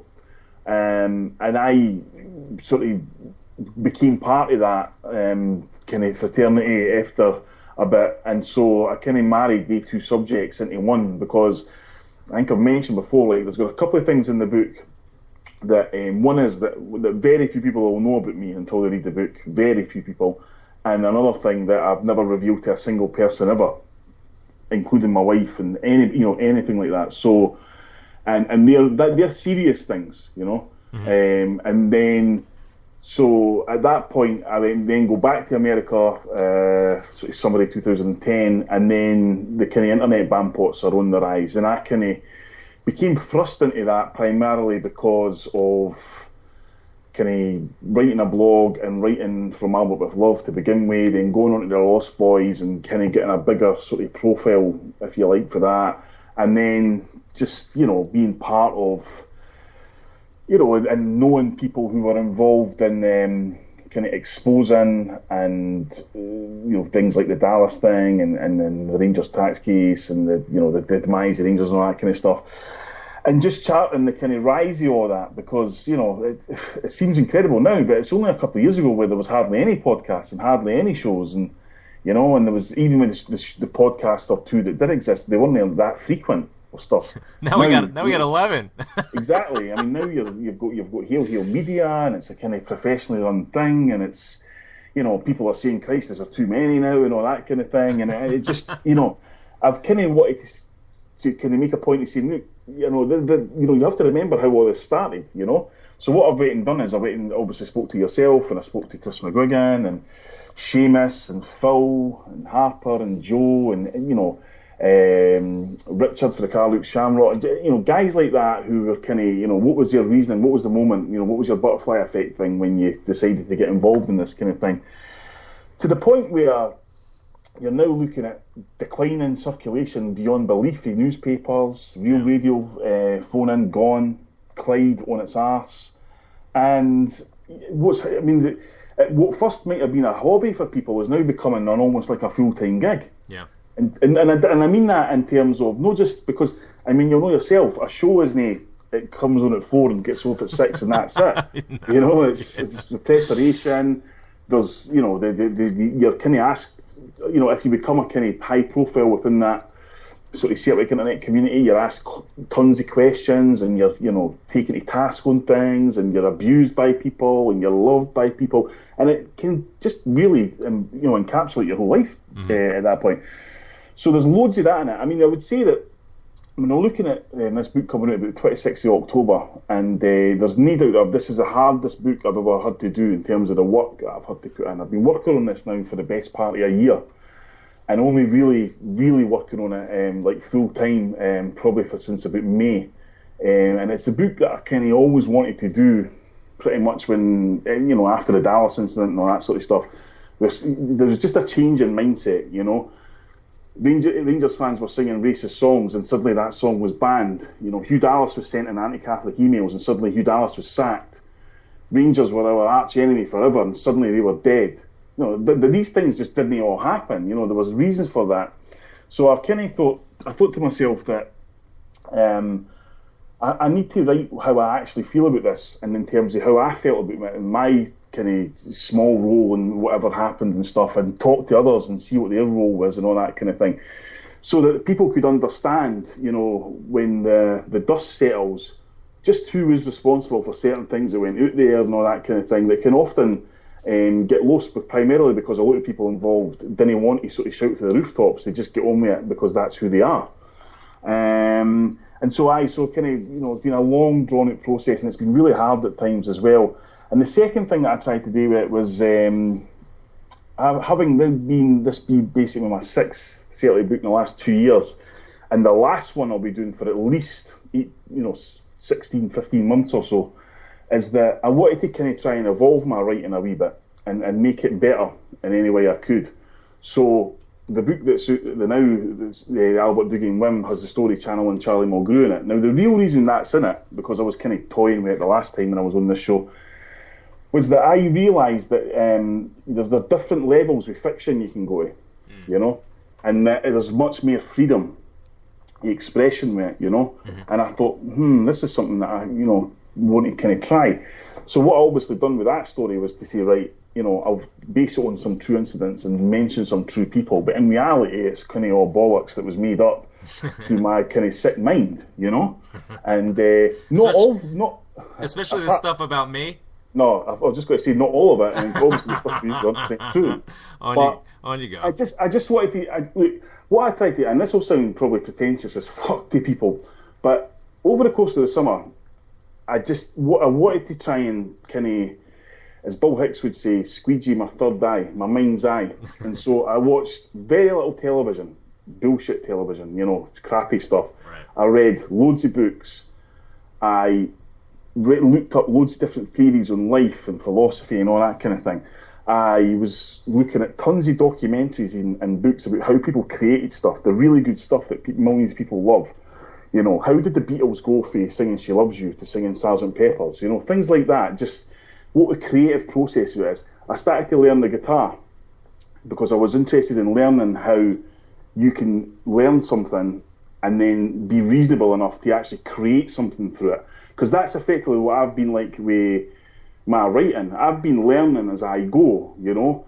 And so I've learned every book, and every book, I'd take Doogie Doogie out of the equation because that's blogs, and to be honest, I don't think that works for books. I don't think putting just a series of blogs in there it really works. So I wouldn't be like proud of that. But I think if you look at my timeline of books from Out of Love, Wim's Tim's, and then Closing Goals and Headlines, which is by far the most successful book I've ever done, which still has a shelf life for people talking to me every single day about it. Sure. And kind of still sells copies and all that kind of stuff. I sat back and read through them all, and I could see the growing in my writing in these books, you know, because some of the stuff from Out was good, and some of the stuff was crap, and then Wim's Tim's, some of the stuff was better, and some of it was crap. And Poles and Goals, it was getting to the point where the level that I was trying to get to, that I could see in front of me, because that I didn't realise existed until I wrote 3 or 4 books, and I would get liken that to, for what I've read with people like the Rolling Stones, the Who, Led Zeppelin, Pink Floyd, the Clash. They needed to make 3 albums before they got to, Dark Side of the Moon or Sgt. Pepper's. They couldn't have made the albums without making the 4 ones before that and stuff like that. So I thought, right, okay, if I want to try and have a stab at making this my masterpiece, if you like, the next book coming, then I've got to be true to myself in terms of, working harder and trying to be more devoted in that, because unfortunately I'm one of these people that will drink 2 pints and then wake up 3 days later, so I kind of hardly had a drink throughout the summer. I put on weight sitting in and all this kind of thing, just so I could kind of evolve the writing. Mm-hmm. And also, as I was doing that, and this is the main reason why Charlie Mulgrew was in Albert Doogie and Wim. Obviously, I wanted to give people something more for their money than just 3 weeks I'd already been out. Was that Charlie and Charlie Mulgrew is basically about my insecurities, right? And they were genuine. That's the most genuine thing in that whole story, is my genuine insecurities of, raising my head above the parapet and having, like the Bear Juice smack it off with a baseball bat, just because, people often think that I'm a really confident, outgoing type of guy, but like anybody, I've got an inner voice that chips away at me and stuff like that as well, and I have my dark moments and stuff. And so that's about my insecurities, and kind of how much people hate me. In this book, I thought I can move that on, and thought about, all right, so when I wrote the books, things did change, people's attitude did change, better things did happen to me. So this next part of the book, in the By Any Means Necessary, was going to have a sub-part in it called Projecting Paddy McCourt. And that's about inflation of confidence and ego. Because as your confidence doesn't get inflated by people's comments, like seeing the like stuff and all that kind of thing. And occasionally your ego can sort of be inflated by that as well, sometimes more than others. And sometimes you didn't even realise it until you step back for it. And I would like to think that I'm no an egotistical person. I would like to think that one of the things I would always do in my writing is try and credit every single person that made it possible and give over as much space as possible to people, so that they can put their point of view across as well. But then I thought, of course, with Projecting Paddy McCourt basically being fiction based on real events, I can play with that a bit. So you might find that the character in Projecting Paddy McCourt has an ego the size of Mount Rushmore, and I just kind of thought that's something good. I'll I'll mention that, because I think that one of the dangers I've found, is that, and I'm sure anybody who's kind of put their head above the parapet and has, is you can actually get used to people massaging your ego. Yeah, definitely. Definitely. And it's a pretty dangerous thing, because you can end up, you could end up literally losing the plot, But the thing about it is, what I've also tried to do in the Projecting Paddy McCourt story, and it's completely insane. I mean, look, I'll not beat about the bush. I was thinking about all the stuff you were saying about, how you were described as a junkie, predatory, homosexual in the last book. You slandered the hell out of me. Let's be honest. I mean, I thought to myself, do I need to tone it down? Do I need to tone it down? And I thought to myself, maybe I do. And then within 700 words, I was starring in snuff movies and masturbating in front of my mother. So you can't write this stuff. There's a hook. Yeah. So, and I've actually, there's a lot of stuff that's in Projecting Paddy McCourt that's going to be based on true incidents and stuff. And it's based, it's kind of try to make people laugh. but there are clues in there to some stuff that actually did happen to me because I've written books, because there is absolutely no doubt, right, that you get people. I mean, some people just will hate you, if you write books or whatever, you say anything and that's it. But there's other people who put you on a pedestal, Yeah. And it's kind of weird, because I've got friends here in Scotland that would really be the last people to do that, and they would very rarely even mention my books or anything I've ever done on that. But when I started to think about the things that have happened, pretty much because I wrote books, I felt really fortunate. There was things that would never have happened to me had I not wrote these books and stuff, and people had said nice things, and so I'm kind of going on about that, and at the same time going to try and attack a wee bit of the snobbery that goes around the books, because I must say, in this whole kind of adventure I've been on, writing these books and stuff, and it's been 99.9%, it's been absolutely fantastic, is that the one thing I've probably suffered for, and I think is a kind of generic thing that's happening with anybody that writes any books now, is a bit snobbery, right? Yeah. You see it now with that 50 Shades of Grey book and the Hunger Games, and I say, oh, this is rubbish, it's crap writing and all that kind of thing, and you can tell they're come for nothing and this, that, and next thing. And I've heard that, I've heard people openly saying that to other people that they didn't know are my spies, and say, fucking some fucking, working class prick for fucking Muru, and all this kind of thing. And see, 5-10 years ago, that would have really bothered me, I didn't want to kill the person and all this kind of nonsense.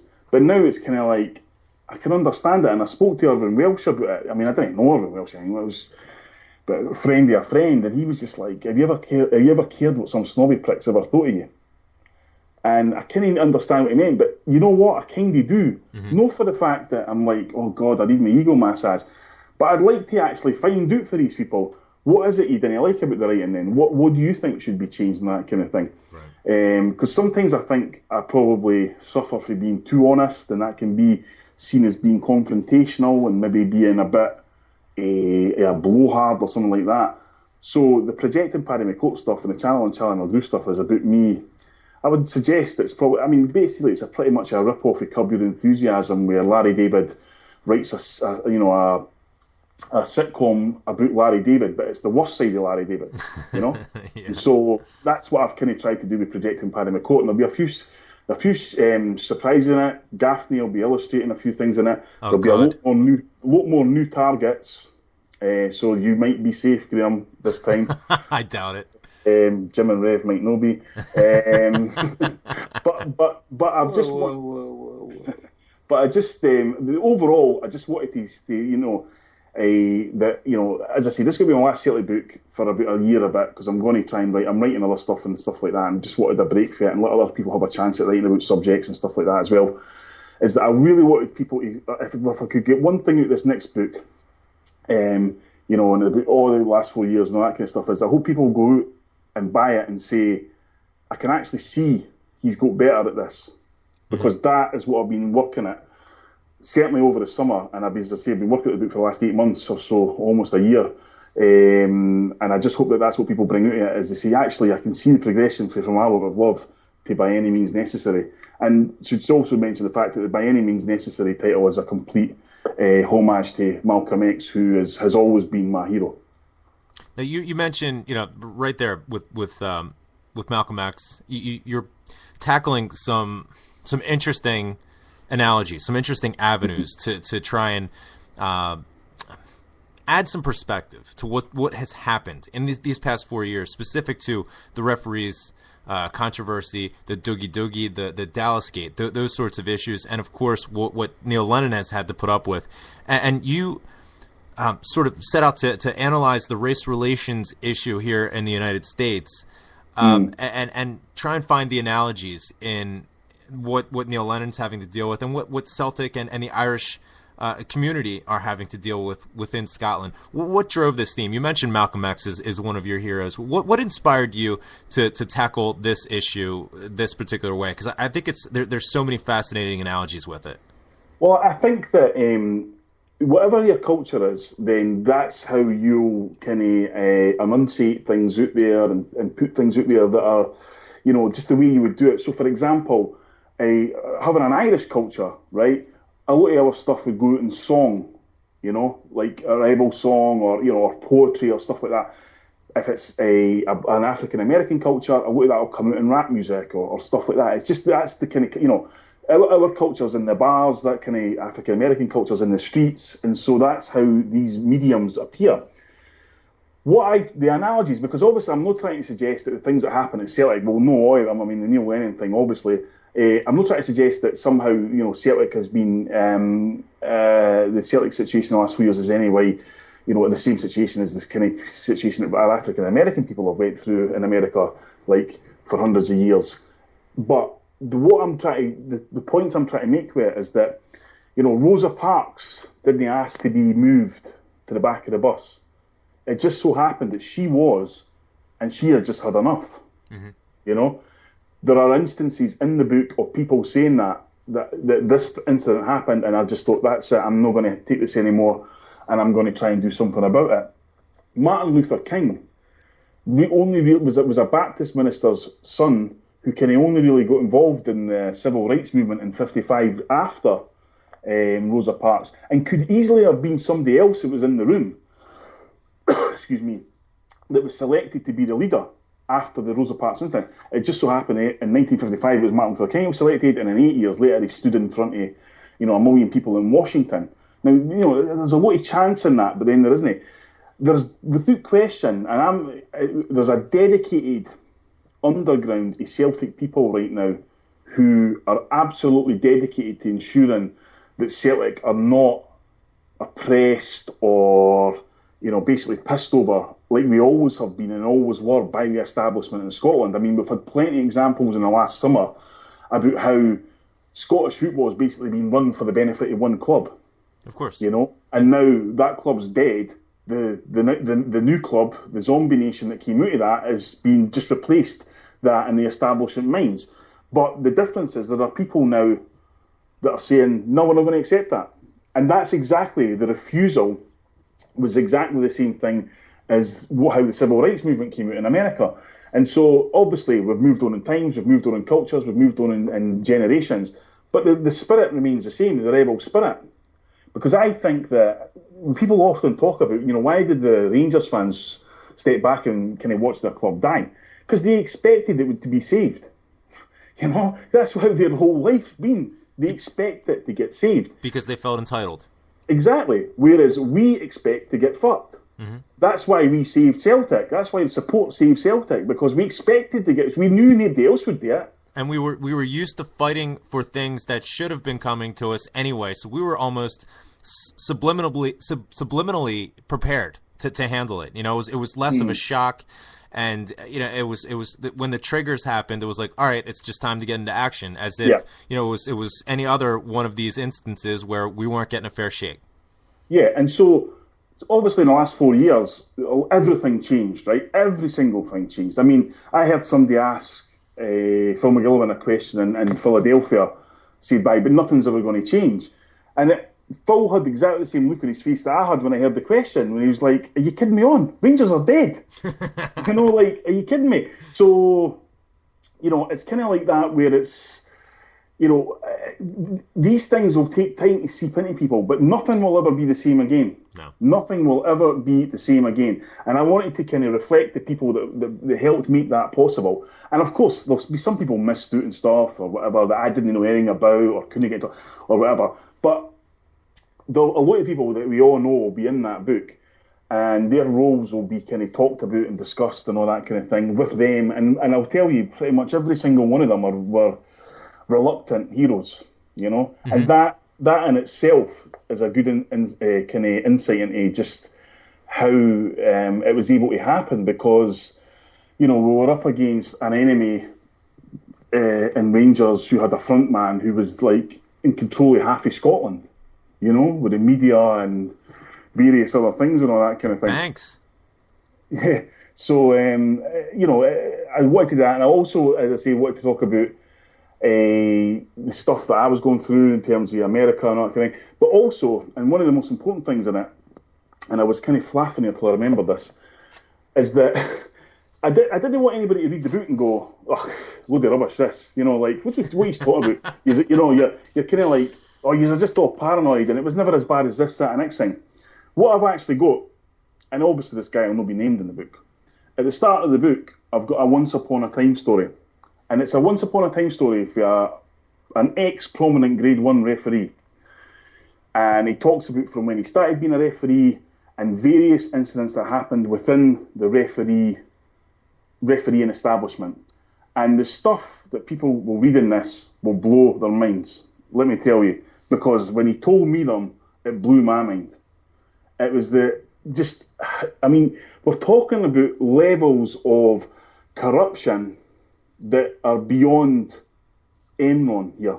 I mean, literally, in an SFA scale, forget everything you think you know, and just here's a guy that was a referee for years, and here's his day-to-day story, what he used to go through as a referee, and what he saw as a referee, and what he saw prominent referees and names we all know do to get ahead, and how many Masonic friends were involved, and how certain referees were able to get certain games, and how often certain got shafted deliberately, and what conversations prominent referees and linesmen had about how they could shaft Celtic in a game, or why they didn't shaft Celtic in a game, and how they were pulled up in their lodges at night about, what did you do this for? You're supposed to do this, you're supposed to do that. This guy is going to blow the lid off of all of that. And I wanted to put that in there primarily because his story starts in the 80s right through to when he retires. And I just wanted people to remember, because I genuinely believe, when we talk about people remembering stuff in the 80s and 90s, people have already forgotten that Neil Lennon got bombs and bullets sent to him. Mm-hmm. You know? I mean, we're all told now to, poor Ali McCoy, stop everything he's went through and all that kind of thing. And it's like, fuck him. Are you kidding me? You know? So I wanted to put that in. That's in the start of the book, and it's a kind of once upon a time story that this is how it used to be, right? And to move that story on, in 2010, the top man of the referees, who not only sent an anti-child abuse stroke anti-Catholic email, organised a strike in this country to ensure his job was safe. Mm-hmm. And all referees just trotted along to that and done it, and we had to bring in foreign referees because of that. People forget that. You know? That's a level of corruption. And the whole Doogie Doogie incident, the most important thing about the Doogie Doogie incident is this, was that Hugh Dallas and Dougie MacDonald were already trained in bullshitting a Celtic manager. That wasn't even a debate. This is what we have to do. It was just, right, this is a story, away you go and give it. Well, it begs the question, how many times did that happen prior? Exactly. And I'll hope that this referee who's going to be in this book will be able to tell you that. Fantastic. I cannot wait to read this. I mean, several key points there. First off, it almost seems like this is going to be, you're climbing a mountain, and it's a rocky mountain. It's steep and it's quite high. And this book is that view. When you get to the top of the mountain and you look down, you're like, Jesus, wow, I started all the way down there. In terms of the mental stuff and all that, because I had post-traumatic stress disorder for 2 years, and, I say I had it for 2 years, I've still got it. It never leaves you. No, you just learn how to control it better. Yeah. And within writing this book, and in terms of the incident that caused me to have post-traumatic stress disorder, and the aftermath of that, I had to really take myself into a lot of dark places in my head to kind of write that out again, because I had been through a kind of process which is called flooding, and I'm not sure if you're aware of it. It's something that was used a lot with the 9/11 victims, which is effectively to keep repeating what happened over and over and over again. Yeah. To the point where you would be sweating and shaking and all that kind of thing. And as a cathartic process, it would help, and it does help, but there's only so much you can do before you go, right, I can't do this anymore. And it kind of helps you in that. So when I thought, right, I'm not going to bullshit anybody. I'll go through all my the horrors that happened to me, and I'll also mention, there's going to be some revealing stuff as well about my, shall I say, experiences with members of, organised crime and stuff like that, and how there was a perception about that, and, maybe this was one of the reasons why everything happened to me and stuff like that. And just, as you say, just trying to explain it from my perspective, that whilst my life was going on, then the Celtic life was going on, so I had kind of one eye on my life and one eye on the Celtic life. And at the point where I try to turn my life around again and go back to America and face my demons, which I had to do, and it's all in the book about the demons I had to face to go back to America, is that at that point, when I was trying to change my life, Celtic supporters were getting ready to change their world. And I got eventually dragged into that. And this is the story, basically, all that happened to both me and to everybody else that was involved in that. There's so many parallels. And it seems like, but in the process of writing this book and coming to grips with those situations, it was really therapeutic for you. This was an avenue for you to explore to help yourself.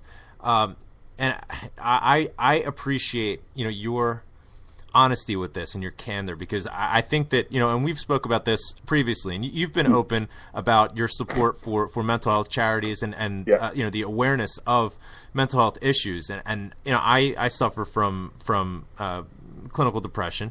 And like you said, it's nothing that ever leaves you. It's something that is almost a daily struggle, and you learn how to cope, and you learn how to live your life and not be affected. And I mean, I think by sharing our experiences, it helps to highlight the fact that this doesn't need to be there doesn't need to be a stigmata associated with it. That there's these sort of generalized labels.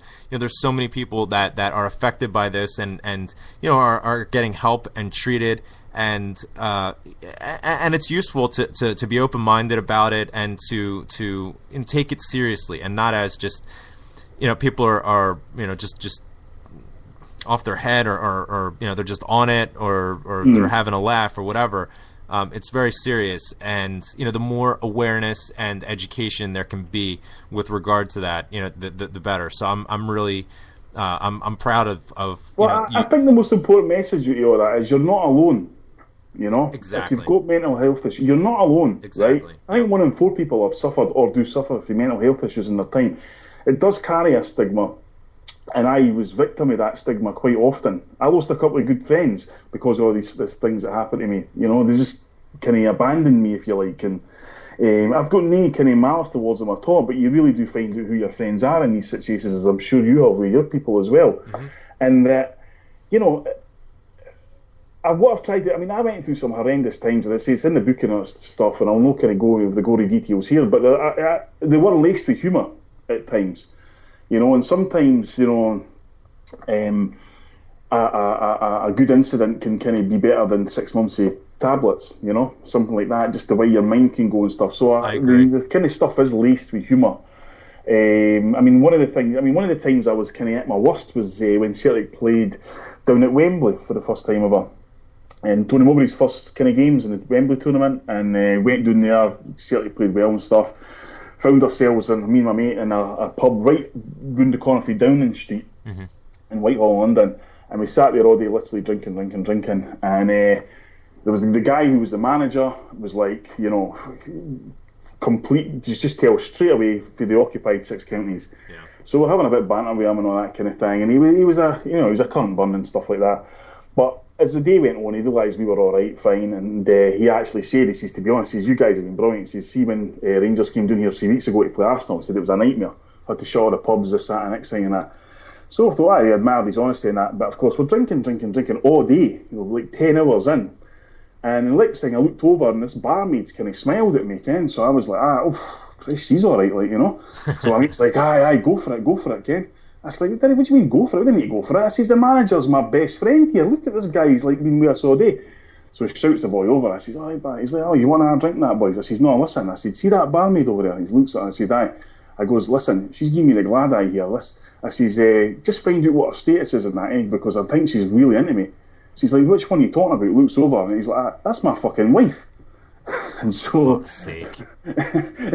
So that kind of went down like a lead balloon, So like even at that point, where I was kind of like doing the dumps and suffering for all these kind of things, there was also these sort of incidents where I was like typical me, putting my foot in it and stuff like that. And then obviously just talking about why I ended up going back to America and how that was effectively the cure that I'd been looking for the state that I'd been in for the previous 2 years. Although I didn't know that until I got there. Do you ever think back to some of those dark times, not just amongst your personal experiences, but also, and I can speak to this, with my condition, with regard to the personal issues. Every situation that you have, every breakdown that you have. I mean, you've been there for me, in a couple of situations. I mean, one of them was, over Thanksgiving, here in America. I mean, I had a nervous breakdown. It was after a show. I was coming up to the Bronx in a couple of weeks, and I just completely fell apart. It was the night before Gary Speed, unfortunately, passed away, and it was like I woke up and you got the news straight away, and it was like, I mean, it was just like somebody just punched you, but it's situations like that, you reflect on things, and that was like, it was just really a jolt to the system. And then you move on, and that experience makes you stronger, makes it easier to deal with different circumstances. You move on, then you look back and you say, you don't look back on those situations with any sort of pleasure, but you appreciate what they gave you. Do you ever look back on these 4 years that we're describing here, personally, as well as what happened with Celtic and their relationship with the Huns and the referees and everything else? And I mean, do you ever think like maybe there was a silver lining and all of this? Do you ever think like, what's going on with the Huns right now makes it all worth it? Like when you see how far they've fallen. Because there were times when, I know, speaking for myself, I never thought that any of this was ever going to come good. In spite of all the evidence, you couldn't imagine it. Now that it's happened, do you ever think back and you think it was worth it? In terms of the Huns, no, because I don't. I mean, we'll have a laugh at a joke, but I don't look back on what the 90s and stuff now and say, well, we knew we were getting cheated anyway, blah blah blah, anything like that. Because it was a horrific time for Celtic. The Scottish establishment did everything and anything they could to make sure that we died, and now a lot of that was because they had this megalomaniac at Ibrox who was kind of seen to be untouchable, and Celtic did everything they could to try and stop that, and the fans did everything they could and all that kind of thing.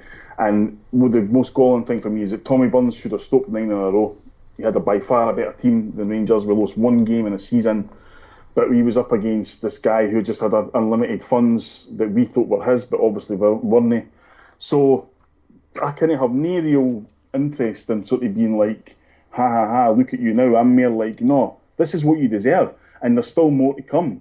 I mean, personally, for me, my end game in it is the trophies being stripped.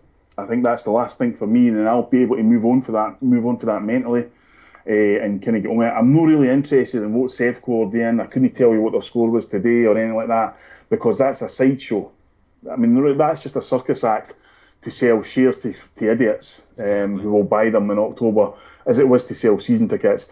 And then Green and White and all these idiots that are involved in Sevco will just basically run away with their money again, and they'll just be like, well, I told you so, But in terms of my own personal stuff, I mean, there's no doubt. I think I'm one of these people, I'm a bit kind of bipolar in this respect, where I seem to have really dramatic lows and really fantastic highs. I can identify. And it's that balance you're looking for, isn't it? But then sometimes if you get that balance, you never get the highs either. So it can be I would say that, I faced a lot of demons going back to America, and it's all detailed in the book, so I'll no spoil it or that, but I met some fantastic people throughout that, and I had some incredible experiences. And even when I was in my, I was to say, I'll not spoil what the major incident that happened to me 4 years ago was, even when that happened to me, I had some acts of kindness and friendship that will never be able to be surpassed in my life.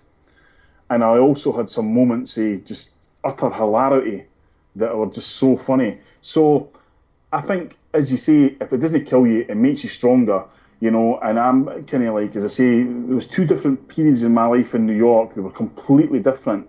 But this is focused on the second part era, and I have to say that some of the best things that have come out of that was becoming real good friends with people like Chaz Duffy and Kevin Devine in the Bronx, and Frankie Fraser and Nicky and all these guys and that, because that opened me up to different kind of perspectives and stuff. And the fact that I've now been away from New York since December, and it still feels like they remain as great friends as ever, is as big a testament to them as anything, because having known people that used to be around me all the time and then seeing what happened to me and walk away from me, I know the value of real friendship, and that's something that I'll never forget. No question. You also speak in some detail about how you struck up a friendship with Simon Donnelly and that process after From Albert with Love. And, you describe it as surreal at times, and you also, I think it's fascinating where, you give the story of what was going on with you personally, so you get a sense for what you were feeling while, talking to, a former Celtic player. How long did it take for you to shed any insecurities you had? Well, I mean, obviously, in the beginning, when you meet anybody, you're going to have some insecurities. Is this person my mate? Do they like me or whatever? But, then you're talking to a former Celtic player. How long did it take to shed those sort of awkward insecurities to get to the point where, you've developed a friendship with him at this point? It was, I'd probably say it was about a week after Wim's Tim's came out, because, as you say, I'd been talking to him a lot, phones, Facebook, and all that kind of thing. And there is in the back of your mind is, I didn't want to come over as an embarrassing prick, because he doesn't really know me and stuff like that. Right. And secondly, he is a hero. And I'm not going to say bullshit. He wasn't like my hero as a Celtic player, or like even in that team, he was the guy I loved the most or anything like that. But he was a Celtic player, and he represented Celtic for 5 years, and that's something I'll never do. And he's a nice guy. Yeah. So we built up a relationship mostly when I was in New York, and then I was really petrified when, more than any other time writing a book, when Wim's Tim's came out, because I knew the subject matter of some of it was kind of really raw. And I just prayed I wouldn't sort of fuck it up or come over like an insensitive prick or something like that. Yeah. So Wim's Tim's came out on Friday. The following Saturday past, like a week past that Friday, he was taking the book over to Eileen O'Donnell, which is Phil's widow. Right. And that was pretty scary. And I remember thinking, for Christ's sake, this is a nightmare and that kind of thing. Because I'm thinking about the time zones and that. Well, I know before I get up and I have to go to sleep thinking about this kind of thing. And at the point I was thinking that, he then says to me, by the way, what you've done here is absolutely fantastic. It's a brilliant book, and I have to say I was in tears through a lot of it. Wow. And it just knocked me sideways. I was like, oh my God, you know what I mean? Because I've never really been one for compliments. I've never really sort of been one that really knows how to take them or anything like that. Pretty much because I'm not used to getting them, Yeah. So that was that. And then when I came back, that was going to be the kind of acid test of the friendship. And I have to say it's been fantastic ever since. I mean, I've been through to Firhill on numerous occasions. I've watched Partick Thistle all over the country when Celtic won the play-in. I've had drinks with him. I watched the Real Madrid Celtic game with him last week, which was good because he gets pissed really easy. Sounds like one of us. Well, it was a couple of... fuck it. Jackie was here as well. They had a thing in Edinburgh, and they were going, so were you watching the game, blah, blah, blah. So here, we'll come along. I was like, holy shit. And that, so I'm still not at that point where I can be like, oh, here's my two mates coming, or anything like that. Because as I said before, like, Simon's much more my mate. I mean, I know Jackie, but he's not like I don't like keep in touch with him every day or anything like that. Yeah. But so he came in, and Simon is a guy who, he's same age as me, 38-year-old, and he still gets ID'd for alcohol, supermarkets and stuff like that. And so kind of like a couple of jars and whatever, and he gets pissed really easy, but he doesn't like make an arsey sale. He's kind of like a happy drunk. Yeah. So we're sitting there watching the game, blah, blah, blah, blah, and then, of course, the horrific incident with Dylan McGeoch happens, So obviously it was even worse for us watching it on TV because we can see everything. Replays, yeah. It's like a stunned silence going around the pub and all that kind of thing. And guys come on and that. And Donnelly, who's half cut's like, what was that happened exactly? And we kind of told him, and he was like, oh, it's a fucking flesh wound. So we were like, oh, I listen to Roy Aitken here, you know what I mean? So we're taking the piss out of him about that kind of thing. But then we got word, somebody had texted me, a journalist, and said that, oh, by the way, just to give you a heads up, Ian Black's going to be in the Scotland squad tomorrow. So we were like, for fuck. So I was like, here, listen to this, boys. Ian Black's going to be in the Scotland squad tomorrow. So, and Jackie's kind of shaking his head and saying, Christ, the bar's nowhere near as high as it was when, I was in it, blah, blah, blah, blah. And we're kind of taking a piss of that. So there's been a silence with Donnelly for about 10 minutes while we're having this conversation. And he sort of looks at me drunkenly and says, listen, I'll tell you, you know how bad it is with Ian Black? I wouldn't sign him. There you go. So at this point, Jackie moves his chair around and goes, and when were you in charge of transfer policy at Partick Thistle exactly? No, I'm just saying, you know. So these incidents are kind of funny and surreal. And I did the bit in Charlie, there's a bit in Charlie and Charlie McGrew, if nobody's read it, where I kind of actually sort of done a parody of us being in a pub and me being like the Paulo Di Canio figure that fucks the partnership up and stuff like that. And I did show that to Simon and say, what do you think of this? And he just read it and said, I have literally got no words for that. and I was like, so it's all right then? He was like, aye. And he literally was like, what the, you know? And so I think he summed it up perfectly at the back of Albert and Doogie and Wim, where he said that he likes Paul my boots because you get hooked quickly, and I also write nice things about him, which is exactly the opposite of the things I say to him in public.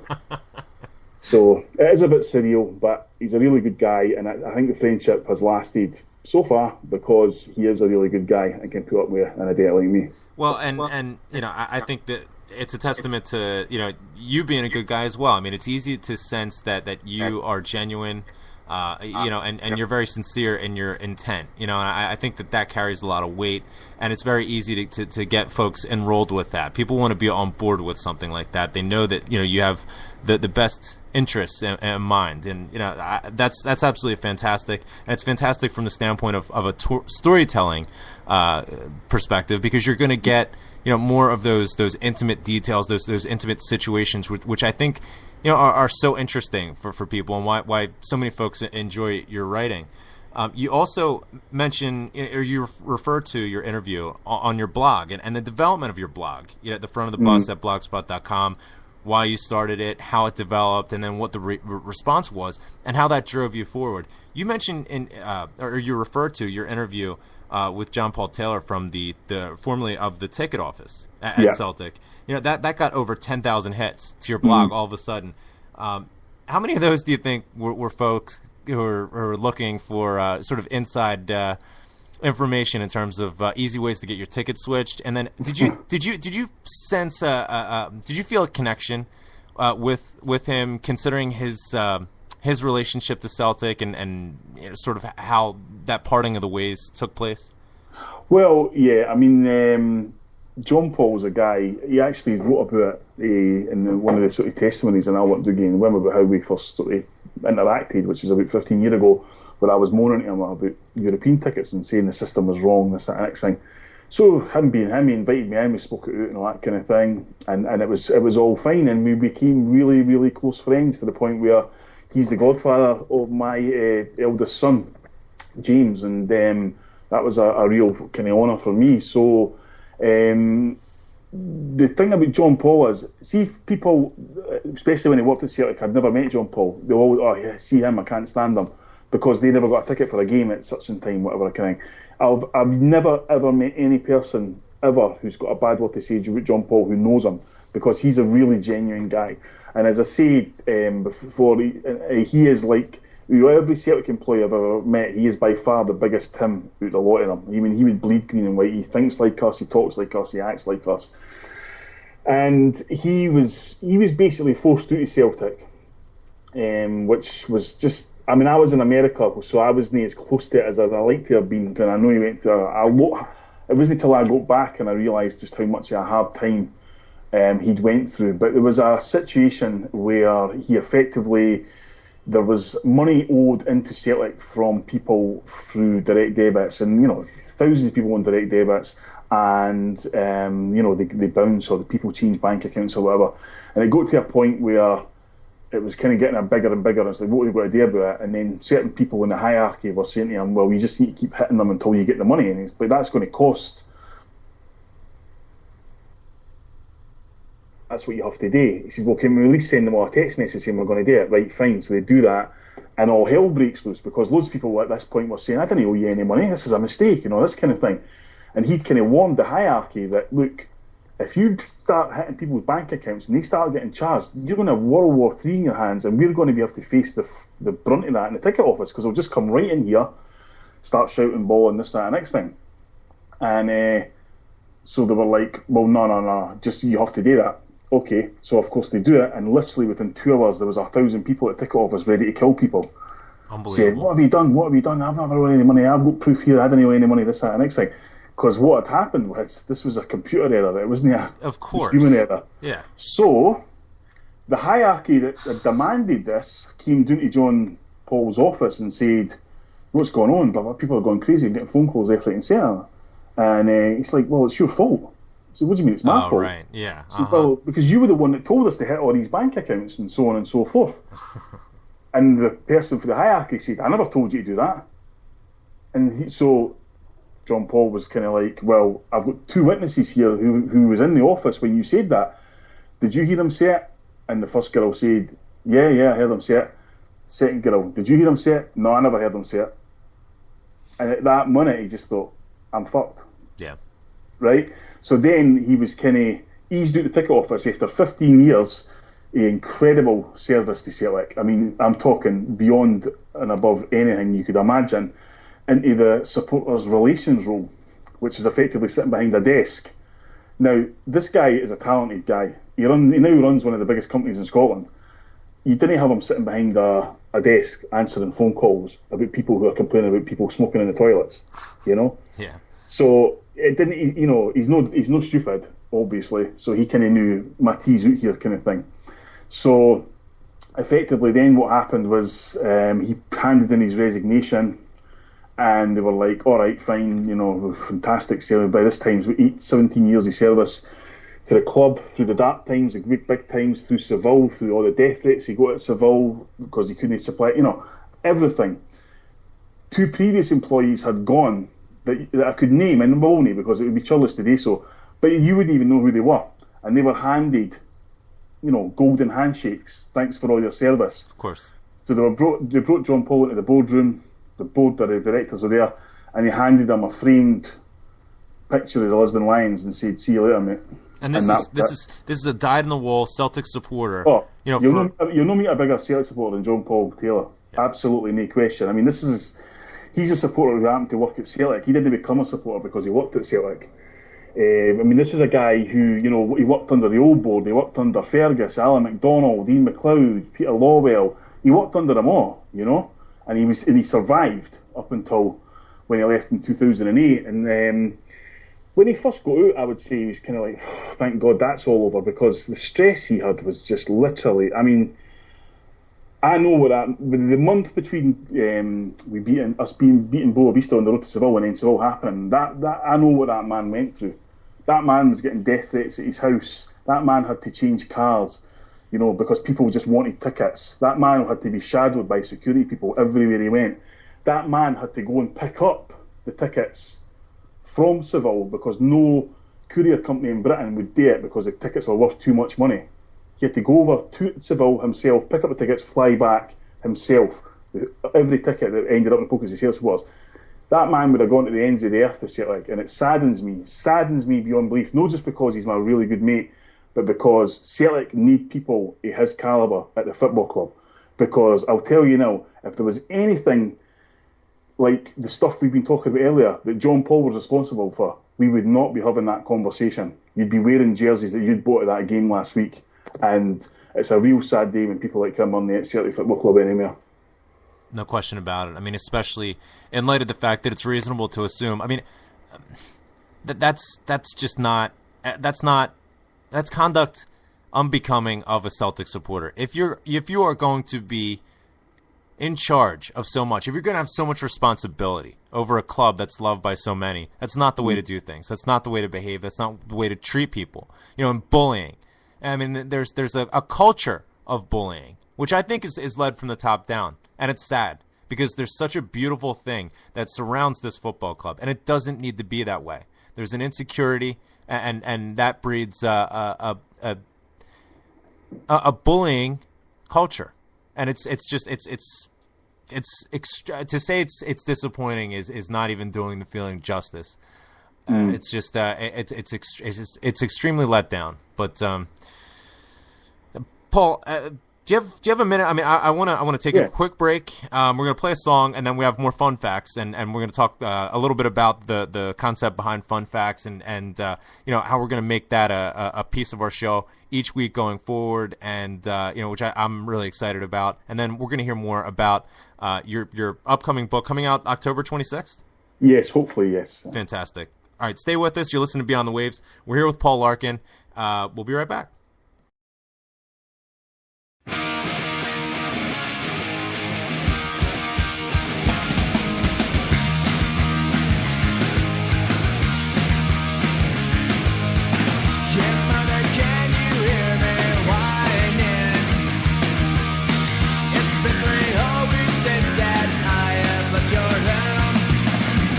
Sudden fear has left me trembling, 'cause now it seems that I am out here on my own, and I'm feeling so alone. Glad to jump to the cracked streets and the broken homes. Some call it sun, some call it nights. I wanna take you through a wasteland I'd like to call my own. Welcome to paradise. A gunshot rings out at the station. Another urchin snaps and left dead on his own. It makes me wonder why I'm still here. For some strange reason it's now feeling like my home, and I'm never gonna go.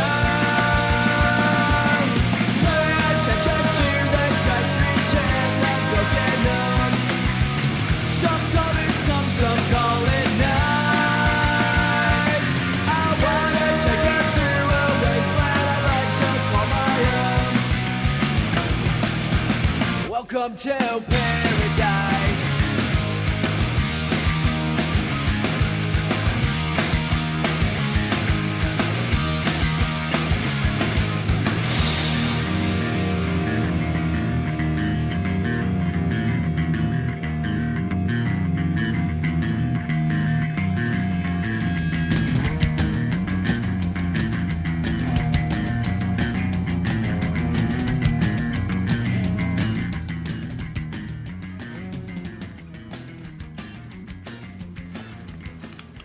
Hello, and welcome to another Fun Facts from Paradise. Did you know that on August 5th, 1986, Celtic played Arsenal in the David O'Leary testimonial? Captain in Celtic that evening was none other than David's brother, Pierce. Celtic won the game 2-0, so we all know who had the better brother, right? 1, 2, 3, O'Leary.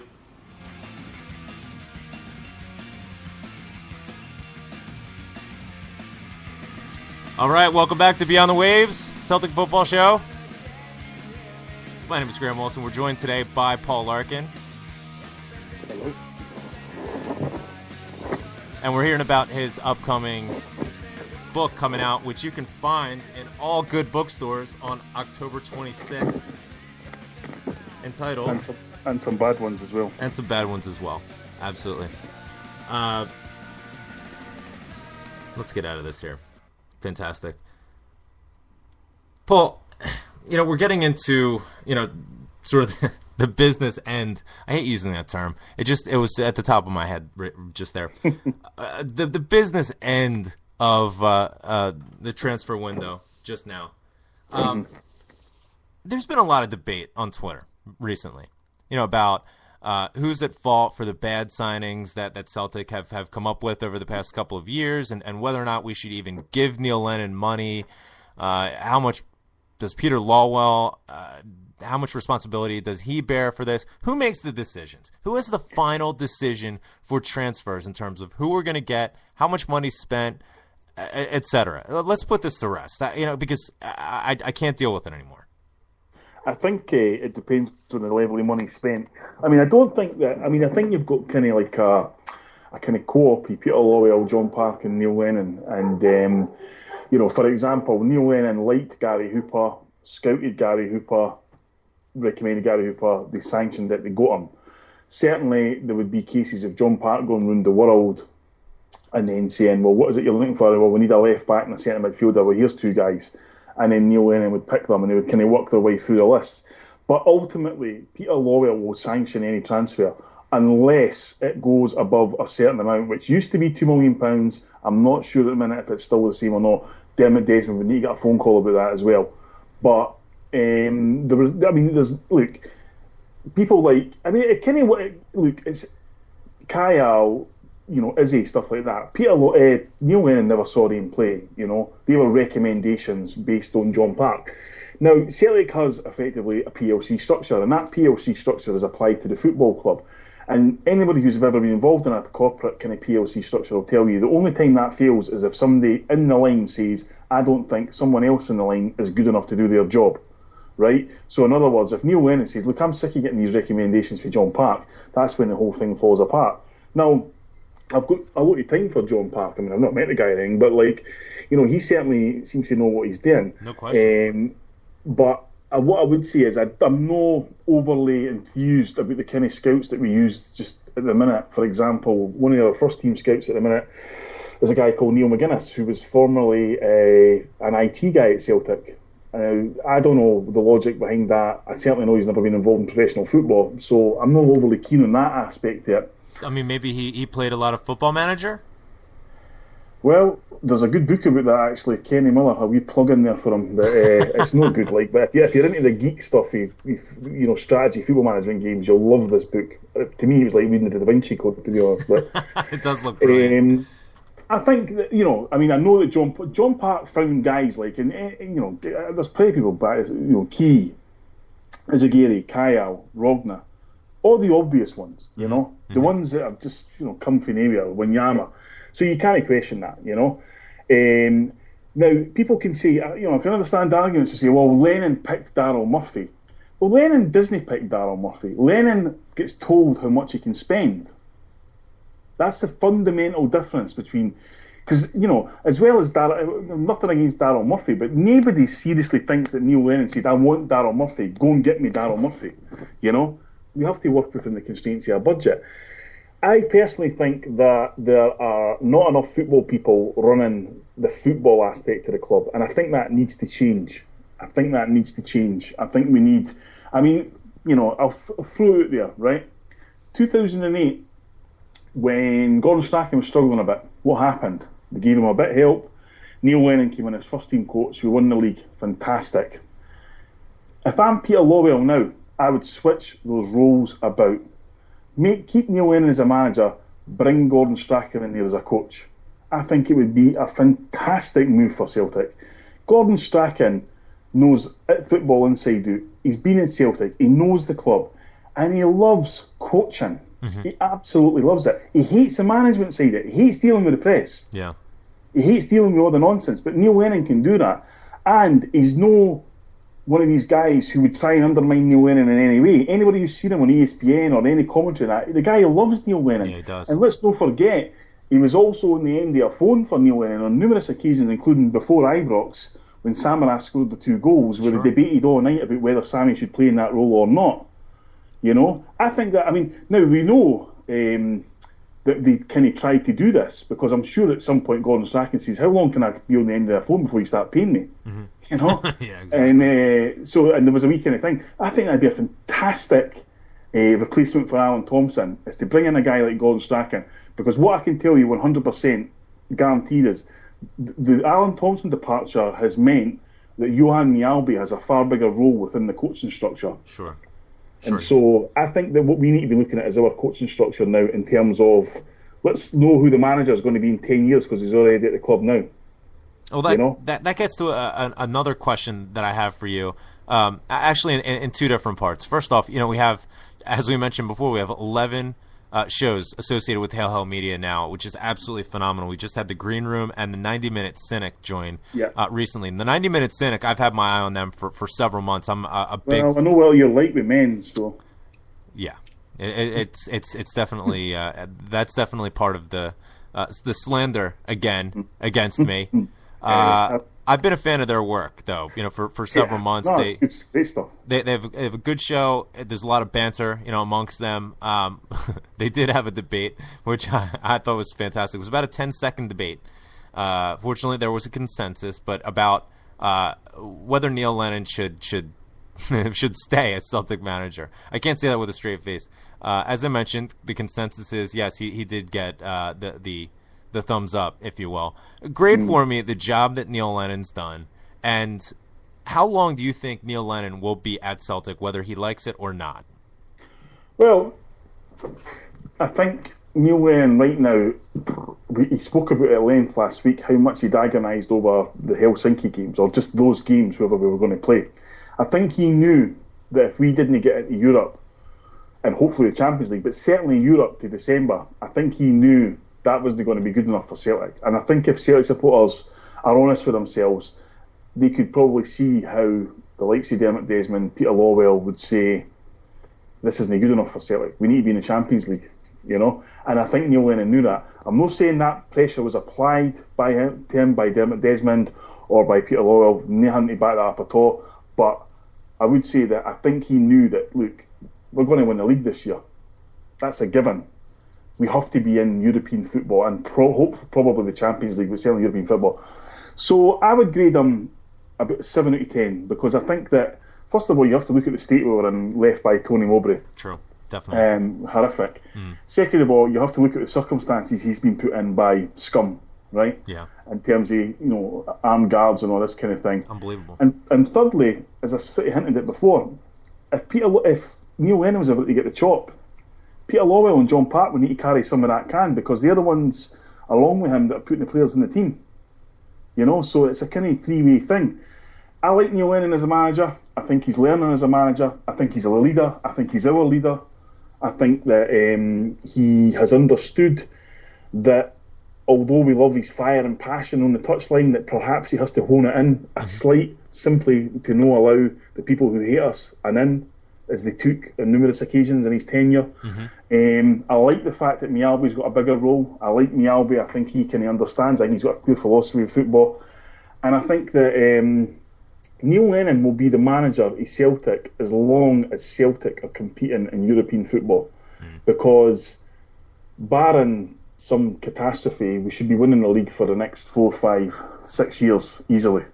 And to do that, and if we do that, we know that football fans, how fickle they are, will just be looking towards Europe all the time. And I think if this is our thing, we have to. I think we can go to Helsingborg and put the out of sight on Tuesday. I really believe that we can do that. If we believe we can do it, and if we do it, then this club is on the cusp of something great, and that will have been in large part down to what Neil Lennon's done. No question about it. You hear so much rubbish out there about, what is the SPL? Now that there's not as much competition, which is absolute bullshit. If anything, there's more competition. There's that second place that's open. It becomes all of a sudden so much more of a dynamic storyline. And you typically hear it from the same sort of people that would say something like, well, if Barcelona and Real Madrid played on a more competitive league, they probably wouldn't be so dominant in Europe. What a bunch of just utter horse shit, for lack of a better term. It's all about framing the perspective. We have numerous examples of at a relative scale relative to where they play, these wee tiny minnow teams, even some of the Dutch teams, and especially the Portuguese teams, who play in a country that doesn't have that many more people as a population compared to Scotland. Porto, Benfica, consistently having a European spot, having a European spotlight without having this huge league with a huge television contract, et cetera, et cetera. I think that there's also some perspective. It's like what we brought up before, where the supporters' perspective adjusts very quickly. Where a perfect case in point, somebody at Phil's Q&A asked, it's never going to change. That person's perspective had changed so quickly from 3 years ago, where if you would have told them 3 years ago what was going to happen, they would have never believed you. But now all of a sudden, the core has changed to a different place, and our perspective is set there as well. And I think the same thing is going to continue to happen with Neil Lennon. Now, you brought up a couple of salient points there.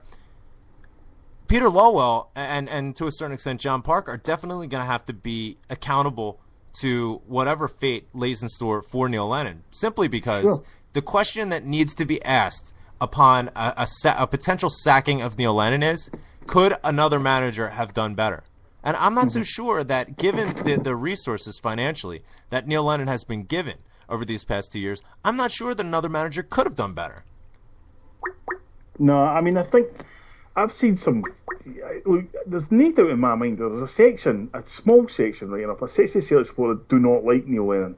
I've sensed it for years. Yeah, I agree. As a player, as a coach, as a manager, and they'll just never change because, from my opinion, it's so irrational that why would it change? You know, the thing about Neil Lennon is like, for me, like he is a thinker about the game, and he doesn't kind of rest on his laurels, maybe rest on his laurels a bit much, but he phones people up, he talks to people, he gets advice and that kind of thing, but he's still his own man, you know?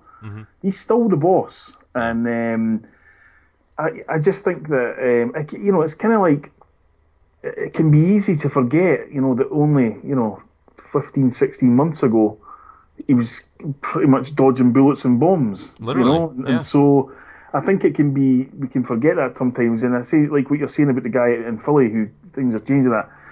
I think with the Rangers thing, what that proved for people is some people, and I include myself in this at times, it was just so big, you just couldn't get their head around it. It was just like, this is actually happening, Yeah. And it's easy to be the critic and say, well, I expect this and that thing. And I think, Phil said it last week, where these things only played out in the timescale that football supporters want it to be played out. But it's been played out in a similar to Neil Lennon's career, I think. We would have loved him to win the league in the first season and, win the treble last season, but it never happened. But you know what? The 2 trophies he did win, we won it fair and square. We never used any illegal tax schemes. We never used any money to pay this, that, and X thing.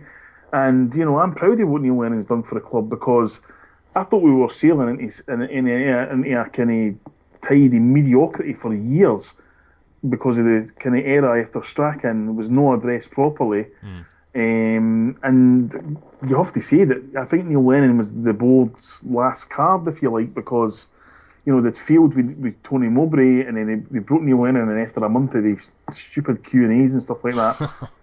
So he's their guy, you know what I mean? And so they have to back him, and I really do hope they back the guy in the Champions League, because as I've said a million times before, we play in the most intimidating European venue around. No question about it. Nobody wants to come there and play, and with the right tools, we'll go toe-to-toe with anybody on this planet. It's that simple. No question. It's such a fantastic point there, in terms of, not just, the club itself on a short-term scale, but also the wider scale, and what it means and what role, he plays in this era. This is truly an era. I mean, you're talking about, the tail end of the Gordon Strachan regime, and for whatever reason, the Tony Mowbray experiment didn't pan out. There was a 5-year plan of grandiose sorts of ideals and an abandonment of pragmatism. In a certain sense, we've watched the development of a young manager, mature, and we've watched him, succeed and fail right before our eyes, and learn lessons right before our eyes, the good and the bad. And that's really, as you mentioned, the people who don't rate Neil Lennon and never have probably not rated him based on any sort of semblance of reason. So therefore, there's just no point or no ability to sway their opinion elsewhere. There's some reason, for whatever it is, you can't argue with results, and the results I think have been extraordinary. They've been far above of what's acceptable. Well, let me say is this as well, is that you're talking earlier about Peter Lowell not getting America and stuff. I'm a huge fan of Green Brigade, always have. I think they're absolutely fantastic, the best things that's happened to Celtic in decades. And when we won the league and got the trophy against Hearts, and Neil Lennon grabbed the trophy and walked over to Green Brigade, put it down in front of them and walked away, there, told you, Neil Lennon gets it. Yeah. Neil Lennon gets it. And I'm perfectly happy to have a man like that at running my football club. We're talking to Paul Larkin, the author of By Any Means Necessary, A Journey with Celtic Bandpots, coming out on October 26th. We'll have information to follow in terms of how you can purchase it. Paul Paul has been described, and quite rightly so, as the Nick Hornby of Celtic, and I'm going to say that we're fortunate to have a writer such as yourself to document times like this and to manage the perspective, because in a certain sense we are at the peak, at a mountaintop, and we're looking down on the valley, and we're looking down on the route that we took to get here, and it's very useful. In fact, it's necessary to look back on this to maintain our perspective going forward. Paul, looking back, on the past 4 years, a lot of it has been frustrating. It's been negative. It's just been grinding. Did the referees controversy and the Doogie and the Dallas Gate and all that, did that stoke your support of the club in a downtime, almost like a silver lining to this scenario? I mean, obviously there's a lot of disappointment in terms of the results. We hadn't won the league in a couple of years, but now we have a rally point. Now we have something to get behind and to support our club and what it means to support our club. In addition to the results on the pitch. Did you have that sort of feeling going through that? Because I think, in a certain sense, I think I did. Mm-hmm. I think that, especially when you're in Scotland, you can sometimes take it for granted and be a bit easy about it at times. I think when you're in a foreign country, like having lived in Scotland and that, your support grows anyway because you're far away from it. Yeah. But I think that you're absolutely right. These kind of things, when you realise the kind of enemies you feel like, it does really rile you up. And if you want to look at something that was the culmination of Doogie, the culmination of Doogie happened against Motherwell at Celtic Park in the last game of the season previous to the last, where we didn't win the league. We won 4-0 and 60,000 people were huddling. And they were huddling because of what our manager had went through. And that was what Doogie did for Celtic Football Club and the support. It united the support against the common enemy. Mm-hmm. And we get that feeling again, where obviously we were not at the game, us here talking. We're watching that in the telly, 60 minutes gone, you're winning 3-0, Huns have already won the league. Why are these people celebrating? Because it's more than a football club. Exactly. It's not just about results. Exactly. It's never just been about results. If it was just about results, let's all go and watch Real Madrid every week. It's Exactly. not about results. And we're a wide collective, we're a fantastic history, and it kind of angers me that people can often forget that and sort of try and fashion us into this sort of new Celtic thing where, when nothing in our history ever happened and we came, and we've got to have, that's why I would kind of resonate so much to somebody like Seamus, because what Seamus is trying to do, above anything else, apart from welcoming the supporters and that kind of thing, is he's just reminding people of where we came from, right? And anybody that wants to do that is okay in my book. And sometimes I think we can forget where we came from, who we are, what we're about, what our identity is. Because I'm telling you, if you muck about with that identity too much, pretty soon it becomes an ordinary football club. And nobody is in this to support an ordinary football club. Exactly. That I can't think of anything more tragic than Celtic following the path that Hibernian blazed, some 60 years ago, where essentially the identity the identity of the club is essentially stripped. This is more than just a football club, and I'll stand up and resist any ploy or effort going towards making this just a football club, because it's not, and that's what makes it special. That's what drives my passion and the passion of the worldwide support. Paul, just before we hit the home stretch here, finally we have a story here, that has a happy ending. Where do we go from here, though? It seems as though, we've gone over this. It seems as though those in charge have lapped up all the apathy that was supposed to happen from Rangers' demise. And at the moment, we don't have any fit strikers. We don't have any fit strikers. How do we hold those in charge accountable so that they remain hungry? Because I'm sensing an apathy. Like, okay, we need to cut our cloth. We need to, dial things back. What can we do to drive this thing forward and to make sure that we can progress in Europe, to keep that hunger, to keep that energy level amongst the support going? What can we do? Can we do anything? Well, first of all, where we should go for here is by winning trophies in style and playing with, the passion and commitment like we've always done for 125 years. That's what we should be doing for the next 125 years. How we do that, how holding these people accountable, it's a good question, and I don't know the answer, because I think that's something that we all try and do, supporters. I think every supporter tries to do that through their mediums of Facebook, Twitter, blogs, podcasts, radio shows. We all try and kind of hope that somebody from Celtic's listening and all that kind of thing. But we really know that Celtic only listen to a few sort of people in that respect. So, you know, it's inspiring to me when I see, I mean, I've mentioned a couple of times, this Stephen Monaghan, for example. I mean, there's a guy with as much passion for Celtic as anybody I've ever met, right?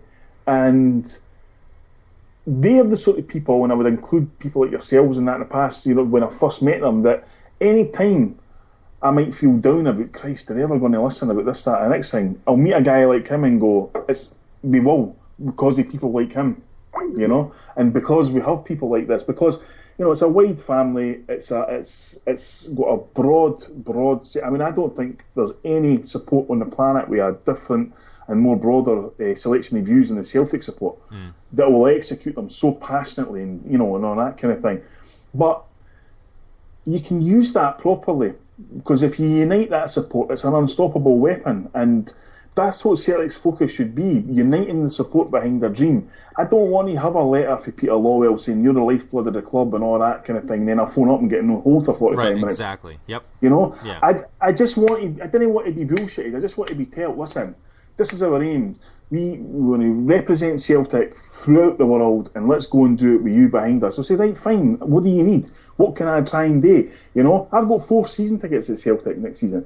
It's not something I shout about or anything like that, or that kind of thing, but my commitment is small in terms of the other people, you know?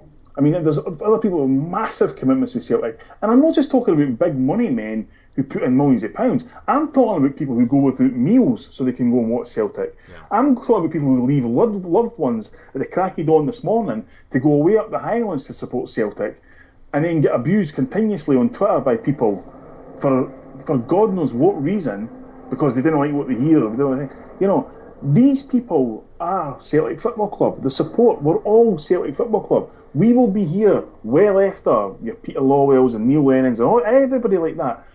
And that's something that we need to get back, because we used to have that real dynamic that resonated between the players and the supporters. And they've kind of lost that a wee bit. And I'd like to see that come back, you know. Paul McStay all these guys, they knew how it worked. They were supporters. Yep. And they had that jersey. Frank McGarvey. I mean, there's Frank McGarvey, right? Often criticised. His son Sean McGarvey out in Hong Kong and all that. Yeah. Absolutely Celtic daft. Yeah. Absolutely Celtic daft. You know? And as I said before, these guys used to fight at Celtic Park about what dinner dance we're going to, you know? now you just, I'm not going to go there, I'm not going to get this, I'm not going to do that. Yeah. Garbage. You know, we need to get that back, because that bond is what got Celtic through a lot of hard times.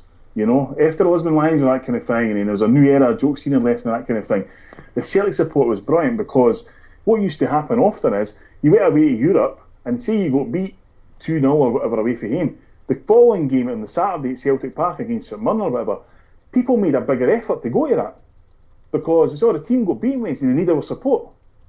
You know? Now, that still happens more and more, but the players need to recognise that.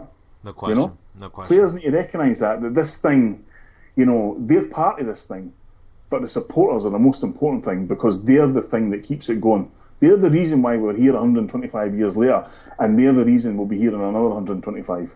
No question. I mean, you know, and you do see the players, you know, when they're interviewed or you know, even on Twitter, talking about, you know, just the massive support here and how special this place is compared to anywhere else that they've ever been. But they do have a part to play, you know, and they need to recognize that and step up and fulfill that.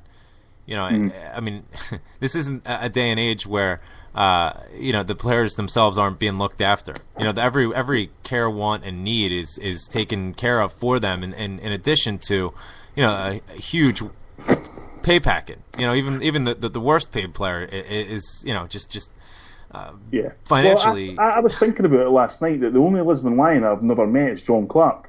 He's worked at, I've never met him. He was the only guy I met. Now, if I was to say to coach or whatever, you know, how many of the 2004 Red Sox have you met, or how to you, Graham, how many of the Philadelphia Eagles time for whatever have you met?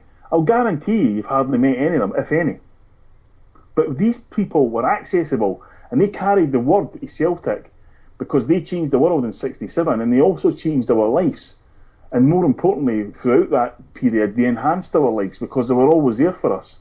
They went over to Vegas, they went to all these conventions and all that kind of thing. That's special because they were all kind of Celtic guys, Celtic supporters who wanted to play for the jersey. I mean, Jimmy Johnson used to say often he would have a sleepless night before a Rangers game because he knew how much it meant to people. That's awesome. You know? Yeah. And so the thing I would say about that is Jimmy Johnson had a sleepless night before a Rangers game. How many of them have a sleepless night after a Rangers game when they lose? That's a great question. And a question that, I think would be quite revealing, considering that the era that we're in. And, we've highlighted several examples. There's lip service all over the place. But what the players do need to understand is that they have a role to play in all of this. What makes Celtics so special is, it's not just... it's the same thing that I told Peter Lowell. This is a two-sided street. It can't just be the fans turning out, the support turning out time and again, and not having that same respect returned on a regular basis. And I'm not asking for the world. But at the moment, it's just the fans, and the fans largely, unfortunately, are ignored. What makes Celtic special is why people like you go up at the crack of dawn this morning to go and watch them play. That's just because I'm mental. Why thousands of people went to Philadelphia last week to go and watch them play. And notice about that there was not ever a suggestion that was just going to be a football match. You had the Angota Moore Memorial, you had the funeral, you had Charlie, you had all these different things around it. And that's what Celtic are about. It's not just the football club, it's the culture around it that attracts people like yourselves. If you look at... there's Coach. He showed me photographs last year of him in various guises supporting the Republican movement in America. The Irish Republican movement and that kind of thing. And by that, I'm sure he was drawn towards Celtic and what they stand for.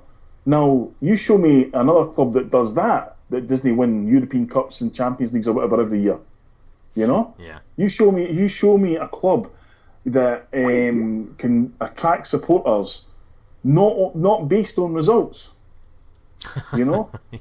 Barcelona and all these can travel America and all that kind of thing, and they'll get the tourists going there and all that sort of thing. Yeah, because they've got fantastically great football players who win the biggest trophies in the world. It's easy. We don't. Right. We don't. Right. But what we have is a fairy tale. Mm-hmm. That's what we're selling to you as a football club, a fairy tale. And you buy into that fairy tale because you find out about it and you go, this is fantastic. And then what happens is, and Graham would make you the prime example of this, after a while, you're screaming for the top of your voice, why are we not telling everybody about this fairy tale? Right. Exactly. That's what it is. Exactly. Because that's what it's all about. That's it. Paul, thank you so much for joining us today and for being so generous with your time, over the past year that we've been doing this, and we certainly appreciate what you've done and what you're doing. We're looking forward to, your forthcoming book. And they're still going out just now until September the 3rd, Albert and Dougie and Wim, Lulu.com, Kindle store or iPad from me, and it'll only be available to September the 3rd, and there's very, very limited copies available. There you go, you heard it.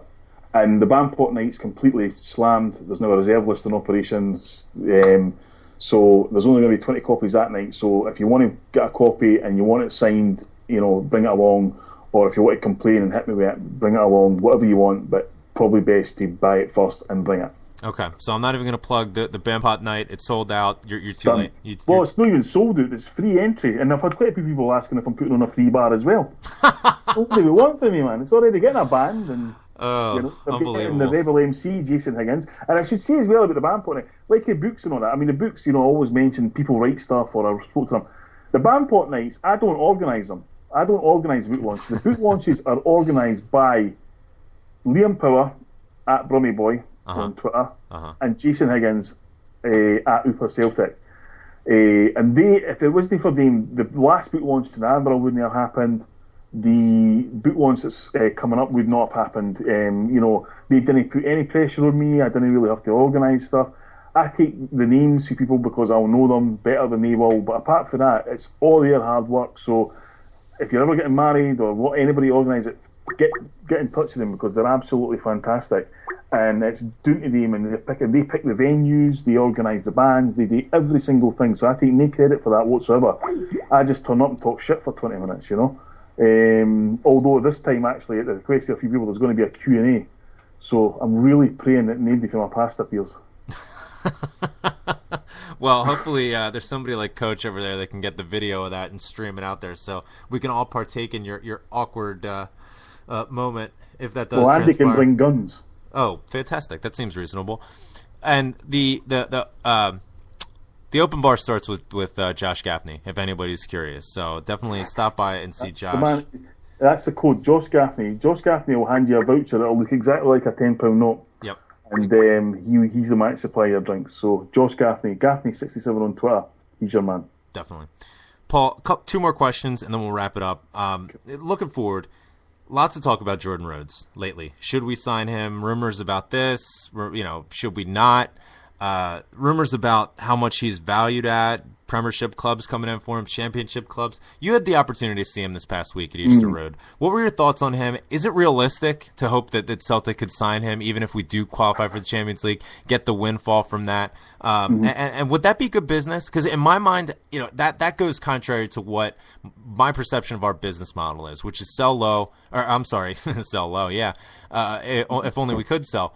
Buy low and sell high. But, with Jordan Rhodes, I mean, we're seeing valuations of 5, 6, 7 million pounds, which is far in excess of what we've paid any time recently. To be quite frankly, I don't think that any EPL club is going to pay that much more for even the best player in Scotland. So to me, it doesn't seem like good business. I want to hear what you think. I think, well, first of all, as I say, I saw him live for the first time on Wednesday. They did look really good. Not exactly blessed with tons of pace, but he works his bollocks off.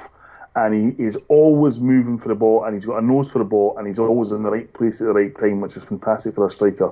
He's obviously a Celtic supporter, he's named that. The money thing, I'm not sure. I always think Championship, you always say, it's going to be 5 million, 6 million. I don't think it'll be as much as that. But what I would say is that I think that if Jordan Rhodes was to be signed for Celtic, by Celtic, come up here for 2 years, and we signed him for 4 million, I think you'd sell him for 7 or 8 million easily. Because he's already made his name in England. And if we've got a chance of signing him, as long as he's not signed for anybody else, we've got a chance. The guy made a statement in the media, said he'd love to come to Celtic and that's completely out of his hands or that kind of thing. I don't know if we're waiting on Champions League windfall or whatever, but I tell you, I think he'd be ideal because he runs. And I think that, I don't know what to get into a big Samaras bashing, but I thought that was his biggest flaw today is he did not run.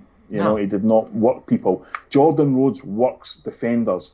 And I think him and Gary Hooper up front, you've got a real good partnership in the making if it was to happen. Yeah, no, I would agree with that assessment there, with Samaras. I mean, these are things that we already know. It's hard for me to slate him, considering, he's being played out of position, doesn't quite have the instinct. It's hard for me to slate Samaras on the basis that he seems to be morphing into Russell Brand. Yeah. You notice that? With the long hair and the beard, and I don't know if he's got the sexual appetite, but Russell Brand, I mean, you're aware who Russell Brand is, right? We're gonna move on so that we don't pursue the logic behind how you would know what Russell Brand's sexual appetite is. Because the whole world does. Katy Perry's ex-husband, no? Oof, I love a bit of Katy Perry. I will not lie. I love her. Tony Watt. No, I said Katy Perry, no Rick Perry. Yeah. Tony Watt. It's been a strange one. We saw him. That wasn't my selection, Paul. It's been a strange one. We've seen him. He went with the full side over to Germany for the preseason tour. Was sent home early from that. Saw him in a couple of Celtic select sides against Cliftonville, and he just seems to constantly display exactly what we need. That spark, that bit of something different, that edge. He came on today and he did just that. I think that he delivered a more attacking, more direct, a sort of injection into the side. But it's been a strange one. We haven't even seen him on the bench thus far. Well, he obviously got sent back to Germany. I believe there was a tiny disagreement, and then Lennon made a thing saying that Twardzik and McGeoch had been promoted to first team players, and Watt was on the cusp.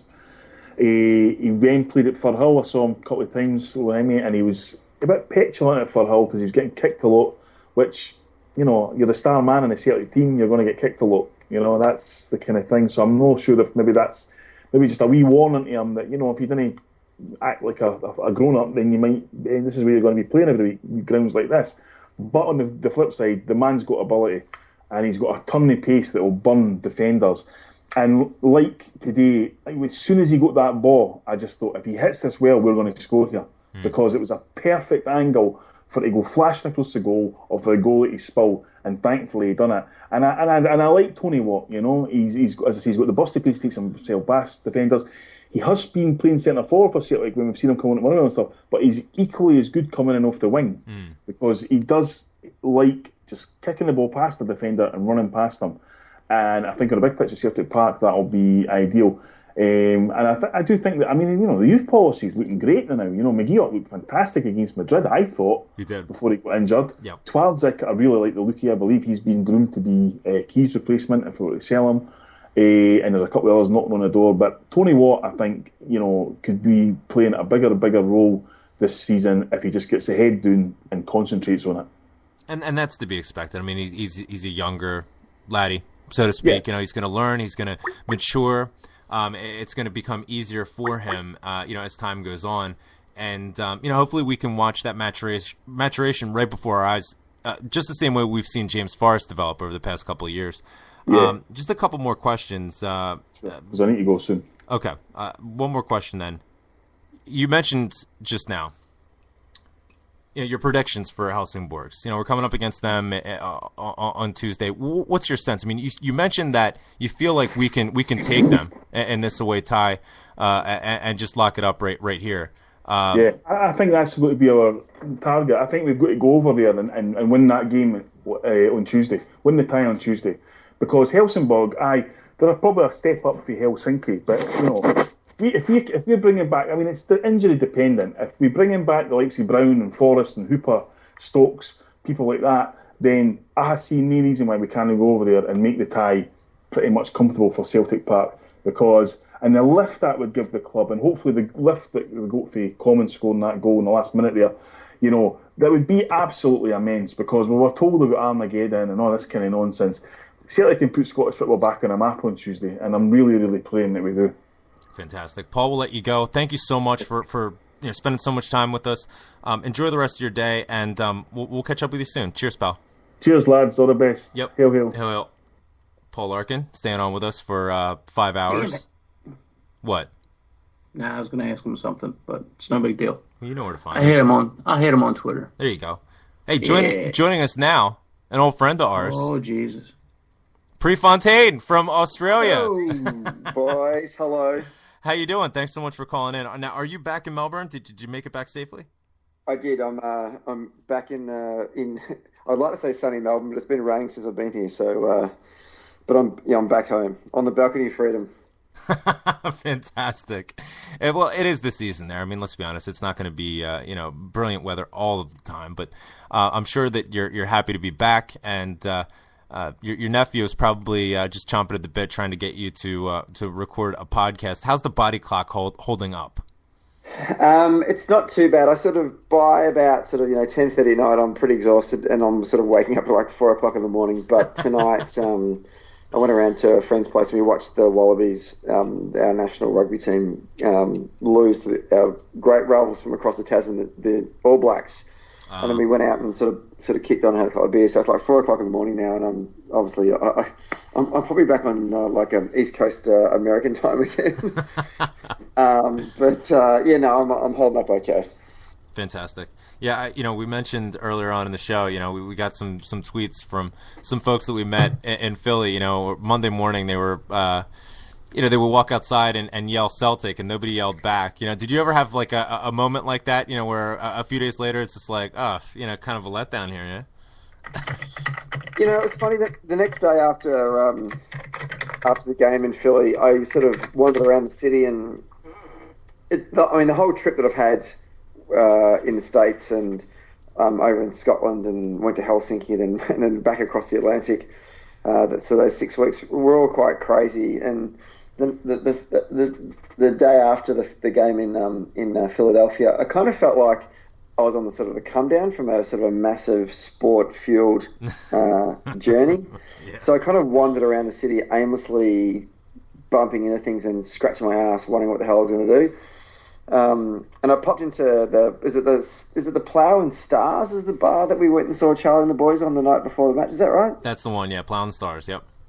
So I sort of went in there and I didn't talk to anyone. It was kind of, there was a couple of Tims floating around and people were popping in and signing that blue coffin and stuff. And I kind of just sort of stared aimlessly, into the space, thinking, well, I've had a sort of a magical journey. I've met some wonderful, wonderful people, and the trip to Philly was fantastic. And coming back to Australia, when you catch up with your friends, you really can't kind of convey the feelings and the experiences you have that when you go overseas and you sort of meet up with the worldwide Celtic family that we are. So it's all very surreal at the moment. So I was watching the game tonight, looking at it, going, I was there a couple of weeks ago, and this is all kind of strange now because I'm back in Australia watching football at some ridiculous hour. Life has returned to its normal way. Yeah, it is. It's absolutely bizarre, but hopefully it's the type of thing that we can do more of. We were talking with Coach and the Rev about it'd be fantastic to have more opportunities to get everybody together and to have an experience like that, because it is truly special to Celtic, and one that I hope the club embraces. We talked about some of the reaction that Celtic had when they got back to Scotland was that it was a very positive weekend, and that I think that they took a lot of credit for some things that maybe they didn't have jack shit to do with, but if that means that they are more open-minded and willing to come over, even if it's just for one game, we will all find out where that is and go there, and the more opportunities we can have to do that, then definitely the better. But what are your thoughts going into Tuesday? Obviously you were at the last Champions League tie in Helsinki. You watched the game today. Hopefully we're going to get some players back from injury. It's just like we're dealing with an absolutely barren squad just now. What are your thoughts, going into this Helsingborg's tie? are you confident, that we can go, especially with the away tie, go in there, get a result, and maybe put this thing to bed? Look, if we have a full squad available, that I am confident. But it seemed like that trip to Philadelphia kind of knocked a couple of those boys around, which is concerning. And look, and I don't want to make the argument. I know that a lot of people back in Scotland always say it's ridiculous why Celtic go to North America or they go to Australia or they travel overseas for these friendly matches. Because it in terms of the bigger picture of having a full fit squad playing football for the real deal, for competitive matches like the SPL or the Champions League, it undermines that part of the campaign. Mm-hmm. But it seems like that when they travel to Philadelphia, that they've all flown back to Glasgow, and there's a whole bunch of our whole forward line apart from Sammy is injured now. Yeah. And we can't go into a game against Helsingborg with Hooper and Stokesy missing. I just don't think that Giorgio Samaras, as much as we all love him, he just can't. He's not a centre forward. He's best suited playing on the wing and playing off those guys. And Commons, who I think is fantastic, it's a tough gig. That game against Real Madrid, he was playing basically a lone striker. Yeah. And that's it's hard work for a guy his size. The Australian striker that played for Celtic a couple of seasons ago, Scott McDonald, was useless on his own. And in fact, when he played for Australia up front on his own, he was hopeless. He's actually never scored for Australia. But when you compare him with a tall guy like Venegor Hesling, then exactly. You start to get some value out of him. And the same with Commons. You can't play Commons up front on his own because he's hopeless. And him and Sammy don't seem to work very well together. So I think we need Hooper back. We need Stokes back. And a couple of boys were a bit off key that played today. It sounds like Ledley didn't have a very good game. So I'm a little bit worried about this away tie. But maybe this game at Ross County was a bit of a wake-up call for these boys to say, okay, well, you've got a couple of days to prepare for, the next two games against the Swedish team are the most important games of the season, without a doubt. And if we don't get a result, then, we've got no Champions League football for the foreseeable future. And I think they'd be disappointed if they don't get a result, particularly after they put in a really good performance against Helsinki, both in the home and away league, and the away league was fantastic. So yeah, I'm a little bit nervous, I guess. But if we've got a full squad, then I'd feel more comfortable about the whole tie. Yeah, no question about it. I mean, if we can get certainly our front two, Stokes and Hooper, if we can get them back, we can get them fit, then I'm going to feel much more comfortable about this. Some of the players that maybe came up short, maybe didn't give their best effort in certain circumstances today, I'm far less worried about. I think it's going to be easy for many of the first team players to get up for and in the mood, to qualify for Champions League, because that's what so many of the players who come to Celtic, that's really what they're there for. We've already had Europa League, and yes, it's fantastic. We get some some days out, some competition against maybe some different styles of play. Visit some countries that maybe have different sort of capacities, if you will. But there's nothing like Champions League football. There's nothing like hearing that music, playing at Celtic Park, and displaying the atmosphere that makes Celtic Park just world famous. You hear the stories about players across the world from so many different teams that point out how special it is, and we want that opportunity. I'm fully convinced that the players are going to be up for it. It's just a matter of making sure that Hooper and Stokes are going to be fit, and they're going to be ready to go, because what we saw time and again today was we had plenty of bullets, we just didn't have anybody to fire the gun. And you mentioned Commons and Sammy not really playing so well together up top, but so many times we found them in a back to goal sort of situation where their first touch would let them down, we'd lose possession. Sammy, for me, especially back to goal, doesn't really have the instinct to peel off a defender, to time a run so well, to free himself up to run into space, which is really where he's so dangerous. We had a comment in the chat room from Tony Cassidy saying, give Sammy 50 yards and he's your man. Well, it's just a matter of, if you put Sammy up top by himself, you're going to have far fewer opportunities to do just that and to really highlight the skill set that Sammy brings. So fingers crossed that we can get those two back. Everything else looks, I think, like it's in order. We can't take any side lightly at this point, but I think that this Ross County tie was a good tune-up in the sense that it lets these players know that we cannot take any opponent lightly, especially when they come out with an intensity level that may take us by surprise. We need to match that intensity level, and we need to exceed it, in a lot of circumstances, because, like you said, this is it. This is our season right here. These are the two most important ties of the year. We get past this, and it's smooth sailing from there. So, fingers crossed. I think we can do it. I think that we can pull out a good result in this away tie. Come back to Celtic Park, obviously. That's going to calm the nerves, and hopefully, we can see through it and get where we rightfully and truly belong, which is in the Champions League group stages. We can have some more magic at Celtic Park. But I just want to let you know what a pleasure it was meeting you, getting to spend some time with you, at the game, and having you on the show last week. It was just absolutely phenomenal. Tell us when we can expect another Rebel podcast, because it's absolutely one of my favorites, and I'm certainly looking forward to it. Is it coming up this week? You're going to be taping? Yeah, so we're going to record it on Wednesday night Melbourne time, which would be sort of Wednesday morning Celtic Park time. So we'll probably put it up that evening. So I guess it'll be ready for sort of Wednesday evening Celtic Park time. So Callum and I'll be sitting down to plan what gibber we'll be talking about. No doubt we'll probably just... he'll probably annoy me about the whole trip away and whatnot, and then look forward to actually. So that'll be Wednesday night. So what is it? What is it? It's a Wednesday night Scotland time for the away leg against Helsingborg. Is that right? It's Tuesday, I believe. Yeah.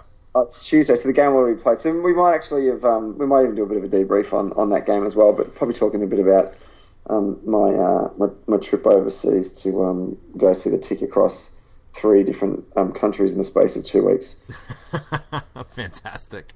I can't wait to hear. I can't wait to hear the contrasting storylines and just the goings on from be it Scotland or Finland or the U.S. and back again. It's I'm looking forward to it. I enjoy your show on a regular basis, but this should definitely be a treat. So no pressure.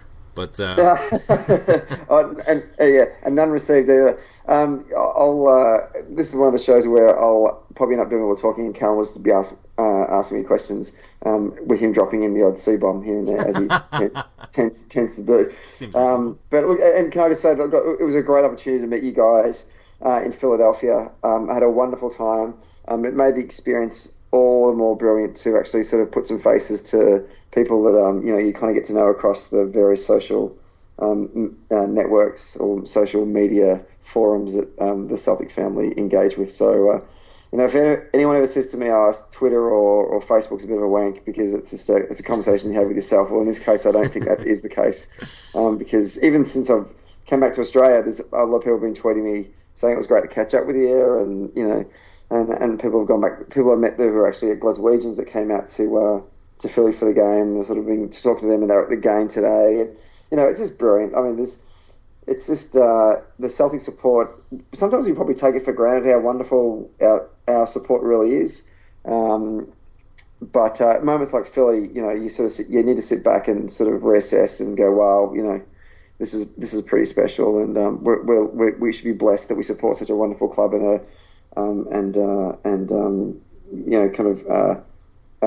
hang out with such a great bunch of people. Very well said, pal. Thanks so much for calling in. I'm going to wrap it up now because my wife is at the beach. I'm home alone, and that means I don't have shit to do. So I'm going to take a nap, which is a privilege and a treat these days. So I'm gonna curl up on the couch, turn the television on, and wait until I fall asleep, and it's going to be absolute magic. But thanks again so much for calling in. Looking forward to the show, and hopefully we can catch up with you soon and see what the latest is, and hopefully celebrate our entrance into the Champions League group stages. So, hail, pal. Thanks so much for checking in. Indeed, you too. Hail. All right, cheers. Bye. And I guess we're going to wrap it up. Where's the coach? I'm here. There you are. Tapping away on your keyboard. That's loud as hell. You give Harper such shit for like the bottle caps and the keyboard, and then there you are. I forgot. Normally, I sit here with my mic on mute until I want to say something. See, Harper, I'm calling him out. In case somebody runs in, or my son, or the phone rings, or something like that, and right. I just forgot that it was off. All right. So. Well, it happens. It happens. Yeah. Shout out to the Rev. He had to go. He has work tonight, and he needs to get his. Shit's his gone. sleep. Things have really gone downhill since he took a job. It's terrible. I'm gonna try not to be offended. I mean, I think. Why would you be offended? Well, I mean, you didn't take the job. I know, but I think I'm holding up in spite of the sacrifice that needs to be made. I don't think the show has gone too far downhill. Do you? No, I meant Rev's contribution. Well, that's true. He can't bits or he can't scoops, whatever the hell it's called. Well, I mean, he can't. Tim bits is even better because then maybe you can hook Tim Hortons into sponsoring it.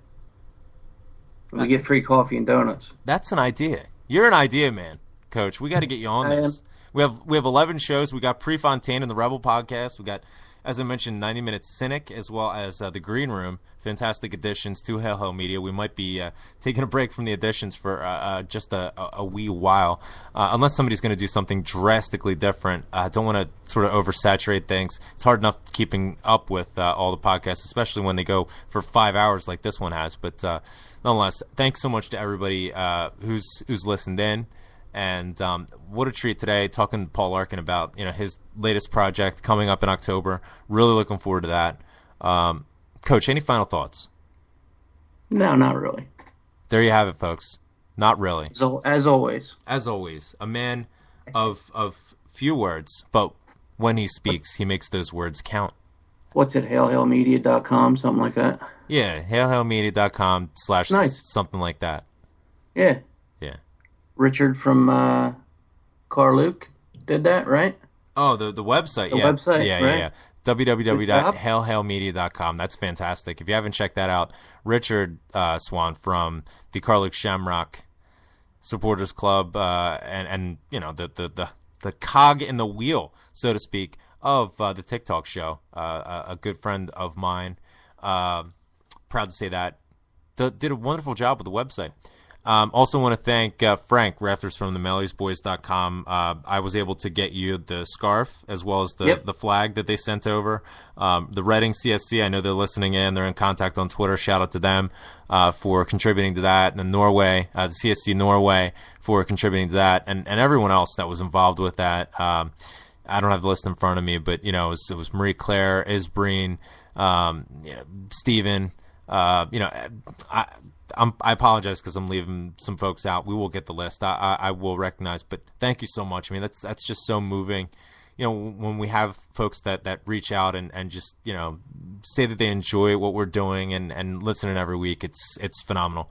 You know, for a couple of nuts like the coach and myself. Absolutely. And thanks to Vincent the Parrot, you know, and Stephen Monahan and Pope Paul for sending over the Inter Milan scarf. Sorry, I don't have a Real Madrid scarf because they didn't make it available because, you know, Peter Lawwell's you know, tit. He's a tit. He's just a tit. But, you know, we just need to wake him up. It's hard, but we're not going to stop trying. And it's, you know, it's with the best intentions. I'm not trying to attack the club. I want the club to progress, you know, and I want to be listened to. And we have evidence that we're not being listened to. And we have evidence that there's just some horrific behavior by those in charge. And that needs to be addressed. I don't think it's too much to ask. So if that's too much for you and you don't want to listen. Can we please spend money? Please. I want to give you money. You can use the money that I'm going to give you to do things with so you can spend it. Or not. Or not. Or you can use it to heat your driveway if you'd like. I'm not kidding. He's got a heated driveway. That's good for him. All right. Well, I'm going to wrap it up because I got a nap coming. And people are probably sick of this, marathon. Another marathon. But, Coach, thanks for sticking in with me. All right, cool. Good seeing you last week, and, hopefully we'll get together here soon. Yep, that'd be cool. All right, pal. Well, all right. On behalf of Coach, the Rev, Prefontaine for calling in, especially Paul Larkin, the Green and White Writer, I'm Graham Wilson. And taking us out, as always, is Thousands Are Sailing, the Pogues. Hail, hail, and keep the faith. Hail, hail. We'll talk to you soon.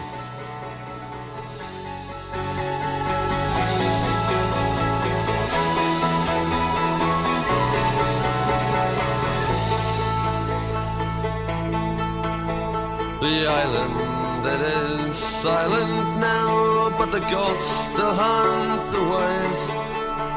And a torch lights up a famished man who fortune could not save.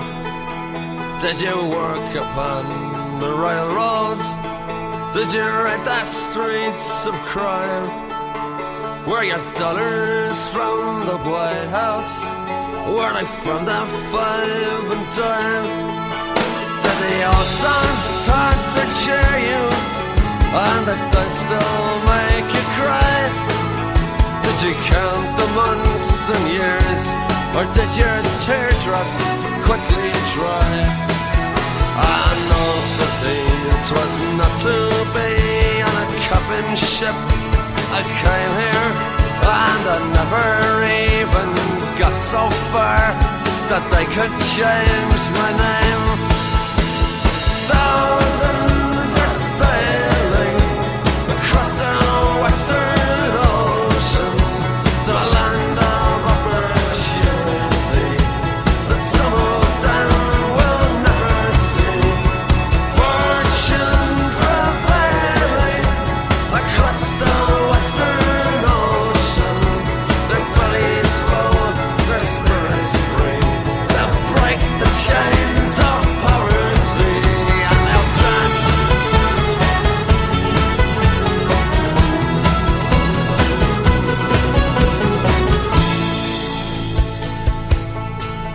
In Manhattan's desert twilight, in the dead of afternoon, we stepped hand in hand on Broadway, like the first man on the moon.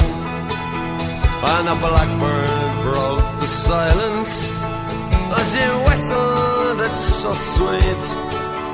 And then Brendan Behan's footsteps, I danced up and down the street. And we said goodnight to Broadway, giving it our best regards. Took our hats to Mr. Cohen, dear old Times Square's favorite bird. Then we raised a glass to JFK and a dozen more besides. When I got back to